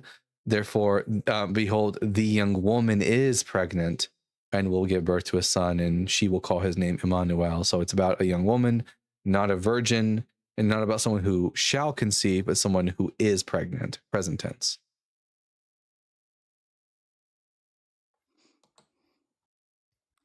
That's what about pierced hands and feet? Psalm 22:16. It actually says Ka'ari v'yadai v'reglai, which means they are like a lion at my hands and my feet. Again, about King David, because that's the same one about the dripping of the clothes. What about the crucifixion details in Psalm 22? That's the same thing you just quoted to me. It doesn't say anything about a crucifixion. It says they are like a lion at my hands and my feet. Okay. So the reason I made these citations is because I want to get a grasp of whether you believe, and if any or all prophecies were null and void, right? Yeah, Because Jesus didn't fulfill one. So, I mean, I obviously, beg to differ. So I need to see what kind of an argument, I can pose that can kind of bring us, closer to some overlap, so we can have some sense of agreement that we can base a debate on. So how long were you watching that and you couldn't decipher or figure out that Dalton was not a believer? Did you just jump in and like request? I never said that. I think whenever you debate someone that you don't agree with, there has to be some form of basis in which you of commonality in which you go from there. Like, for example, I could say up is up and down is down. I don't think the host is going to debate me on that. You see on the screen there, this is Psalm 22 verse 16 in the Hebrew. You notice the highlighted portion? Yes. It said this is the word that's being translated in your Bible as pierced.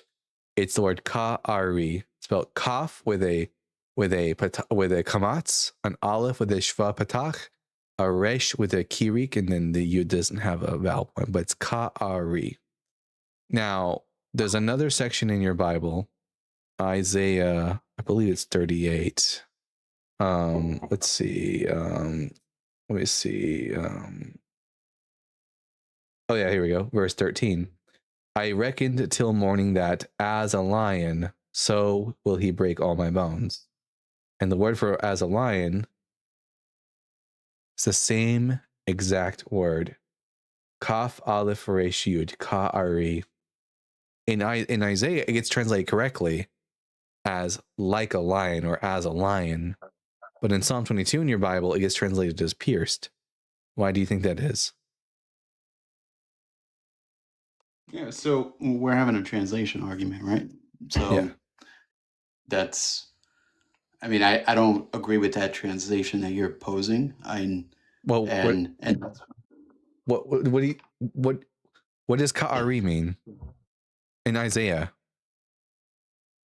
What I'm saying is, I don't believe the translation was accurate, right? So you don't think talking about the translation, he's talking about the original text here. So if you think this same word that is identical in both locations means two different things, right? In one it says pierced and in one it says as a lion, why are you stating that your position of it being pierced is the accurate way and the position of that like a lion is inaccurate? Do you have some sort of background in like translating Hebrew? Well, I would venture to say you understand that there's two sides of the argument where you have religions that were formed of the basic. I'm not talking about the religions or anything else. I'm only talking about the concept of language here. He has language sitting in front of him. He has the words sitting in front of them. They are written in Hebrew. Wouldn't matter if it was any text, any book. If it's a Hebrew book and you have two Hebrew books next to each other, right? And you have one that has the exact same word as the other, but they're thought to mean different things. Why should he accept your position of it meaning pierced? Right? He has a deeper understanding of the language from his studies. If you have experience in translating Hebrew, if you have schooling and education in translating Hebrew and are capable of reading that word, parsing it out and saying what the context is, then we'd have a reason to talk about this. But if you're just saying this is a translation thing, it's translated as pierced here and as a lion here, and I think pierced is correct, I don't know why you would hold to that. Well, I mean, I would hold to that because you agree that there's two groups of people, two sides of the argument, one that believes in that translation and the other that does not, correct? Yeah, the people. And I'm talking about the people who are educated in the language. But who is more likely correct about what a word means within a language? Those who are educated in that language, or those who are biased to believe that it allows for a prophecy to be fulfilled within the religion that they hold and do not know the language at all? Well, here's the thing. I think the way you're framing that argument, you would agree that there are scholars that hold PhD. Which one of those two would you think is more likely to get it correct before you move on? Well, you didn't. The way you frame that question. A group of people who are educated in the language, or a group of people who benefit from using their bias to support their language and prophecy. Which do you think is more likely to be correct? What translation do you think is the best? That you trust the scholars of that translation.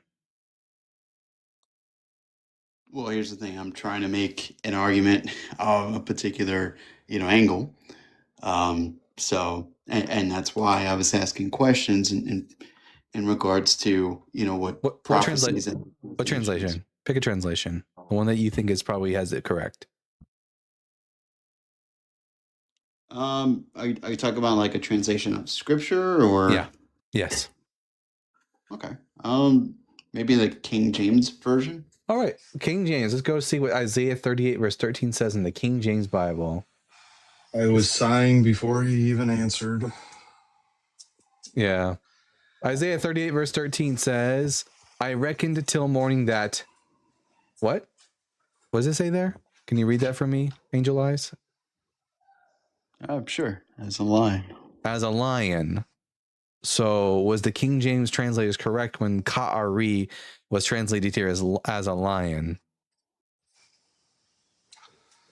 Also, would the word pierced make sense in that concept, context? And what verse are we looking at?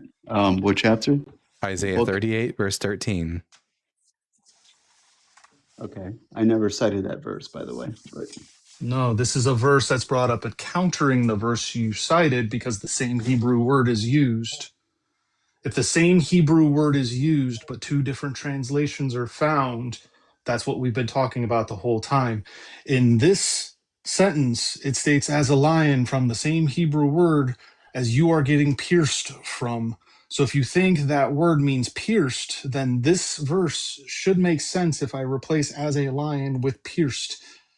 I reckon till morning that pierced, so will he break. That doesn't make sense. It doesn't fit. It doesn't work in this context. So obviously that translation does not work for this. But if you do the same thing in the other verse and you replace pierced with as a lion, it does work. All I was arguing is that Isaiah 7:14 King James Version says, "Therefore the Lord Himself." We were talking about Psalm 22. We weren't even talking about Isaiah 7. Yeah, but here's the thing. So I cited verses, and then you bring a different verse, which no, you're the one who brought up Psalm 22, not me. Psalm 22, which verse? Verse 16 in your Bible. Okay. 1 second. You were discussing it as if it was discussing the crucifixion, but when you use a proper translation, it doesn't sound like a crucifixion. So this would be what I would consider to be a translation error. Yeah. This is the King James right here. For dogs have compassed me, the assembly of the wicked have enclosed me. They pierced my hands and my feet. But look at that word for pierced in the Hebrew. Look at the corresponding Hebrew word that gets highlighted. What is it? This word right here. Kaf looks like a backward C. And then this one that looks like an X is called an aleph. This one right here that looks like it goes up and then it goes over to the right, that's called a resh. And this little one next to it is called a yud. Kaf, aleph, resh, yud. Ka-a-ri. And we go back to Isaiah 38, where in the King James it says, as a lion, it is once again the same exact Hebrew word, ka-a-ri. Yeah, but don't Hebrew words need to be defined from their original context? So, and they need to be defined from their shoresh, from their root. In the shoresh here, it's the preposition kaf, meaning like or as, in ari, meaning lion. Now, there is a word for pierced in Hebrew. It's used in Zechariah chapter 12, for example. Zechariah chapter 12, verse 10, uses the word pierced. Let's see. Upon having pour upon the spirit of clarification, they will here we go. It's the word dakar. Dalit kof resh. Dakar. Dakar is the Hebrew word which means to pierce, not ka'ari.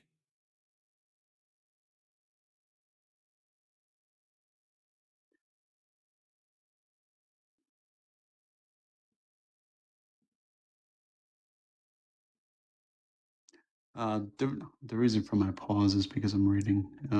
So just one moment.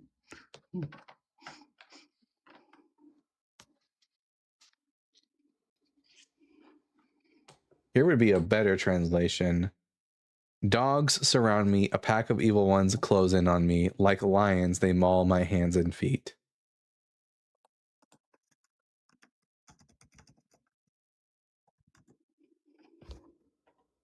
By the way, the very first verse of Psalm 22 tells you who this passage is about. Explicitly. Unambiguously. It says, at the very first line, Lamazniach al Eliet Shachar, which is for the leader on the Elieth of Shachar, Mizmor la David.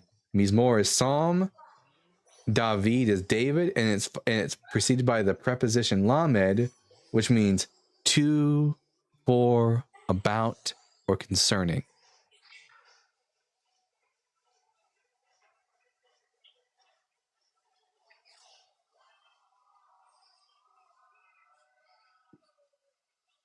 Also, it just makes much more sense for it to say lion because it's talking about predators surrounding him and attacking him. Oh yeah, the verses before verse 16 and after verse 16 all talk about lions as well. So for example, let's see, many bulls surround me, mighty ones of Bashan encircle me, which sounds like the later verse, like dogs have surrounded me, evil have encompassed me. They open their mouths at me like tearing, roaring lions. Even says that in the King James Version. And there it's the longer form of Ari, which is REA. See, Aleph ratio with a hey at the end, REA. The King James Version actually puts it as Psalm 22. Let's see. My breast, my belly, none to help me. Many bulls have compassed me. Strong bulls of Bashan have beset me around. They gaped upon me with their mouths as a ravening and roaring lion. That's before verse 16, and after verse 16, it says the very same thing. Deliver my soul from the sword, my darling from the power of the dog. Save me from the lion's mouth, for thou hast heard me from the horns of the unicorns. Unicorns. Yeah, KJV talks about unicorns a lot. Yeah. But yeah, the entire thing discusses being beset by like different animals, different predators, different attackers, and this would simply make sense to keep within the same theme. Yeehaw! Thank you for the cowboy hat. Angel eyes. Yeah, I mean, I think we have a respectful difference of opinion because I think that's a messianic prophecy. You've given me no. I need you to respond to what I've shown you. Don't just say we disagree, because we're not going to agree to disagree. Not if you can give me any reason to think so. It says it's about David, and it's mistranslated in your Bible. You haven't given any reason to hold to your position. And I respect any argument that supports your position. All right. Well, I mean, I won't want to have a debate in good faith, but I mean, I appreciate that time though. So thank you.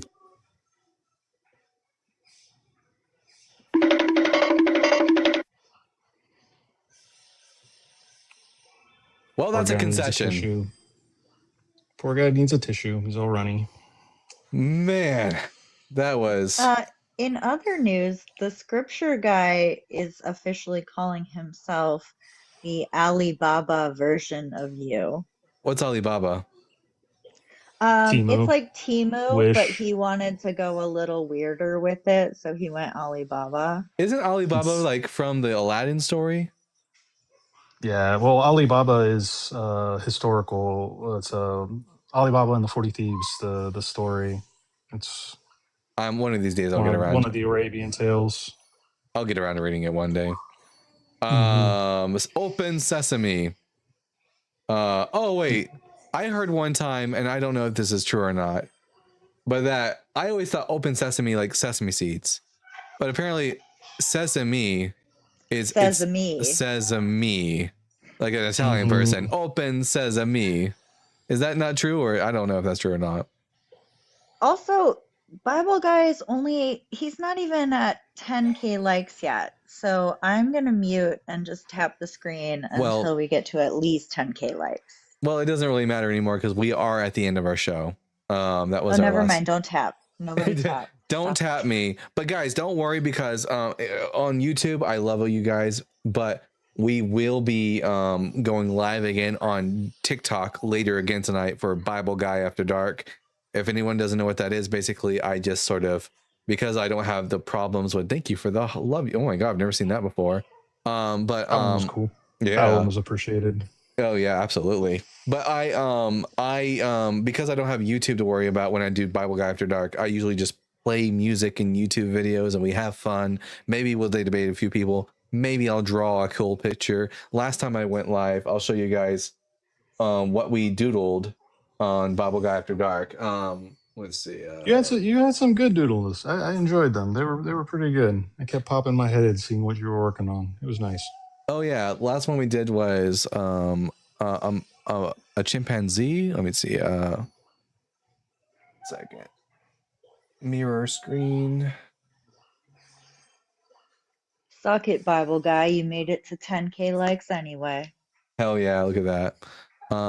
But yeah, this is the last thing we did on Bible Guy After Dark. So, if you want to see us make cool shit like that, you know where to come to watch it happen.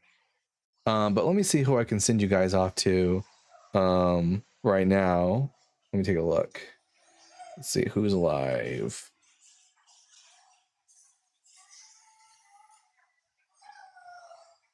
Hello, Stephen Colbert. Good to see you.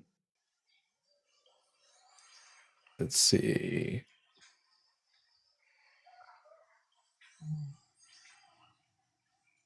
God damn, my phone is slow. All right. John Cohen is live right now. So John Cohen's live. Nice. So everyone go over to John's channel and tell him that the Bible guy sent you. And I'd like to thank Styx and Matthew and Believe Women and anyone else who was up here that I may have forgotten already. But with that, I've been the Bible guy.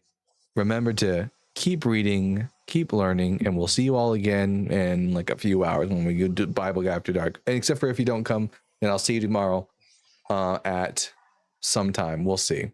Anyways, bye.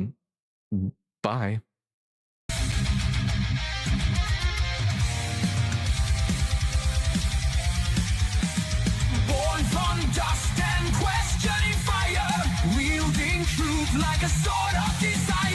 Ancient scrolls and cosmic flame, he tears through myth, he breaks the chain. Echoes of prophets, the stars align, knowledge and thunder intertwine. Reason ascends where blind faith fell, he reads the word and he reads it well.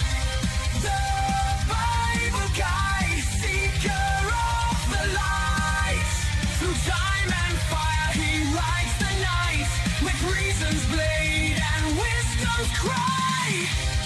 The world shall hear the Bible guy. Scrolls of ages, words aflame, he dares to question every name. From Eden's dawn to Calvary's sky, he breaks the chains of every lie.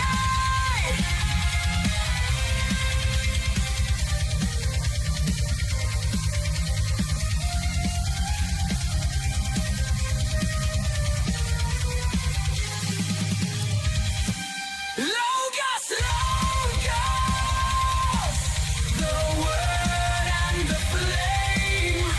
Reason shall rise and truth has a name. The Bible guy, he shines with reason.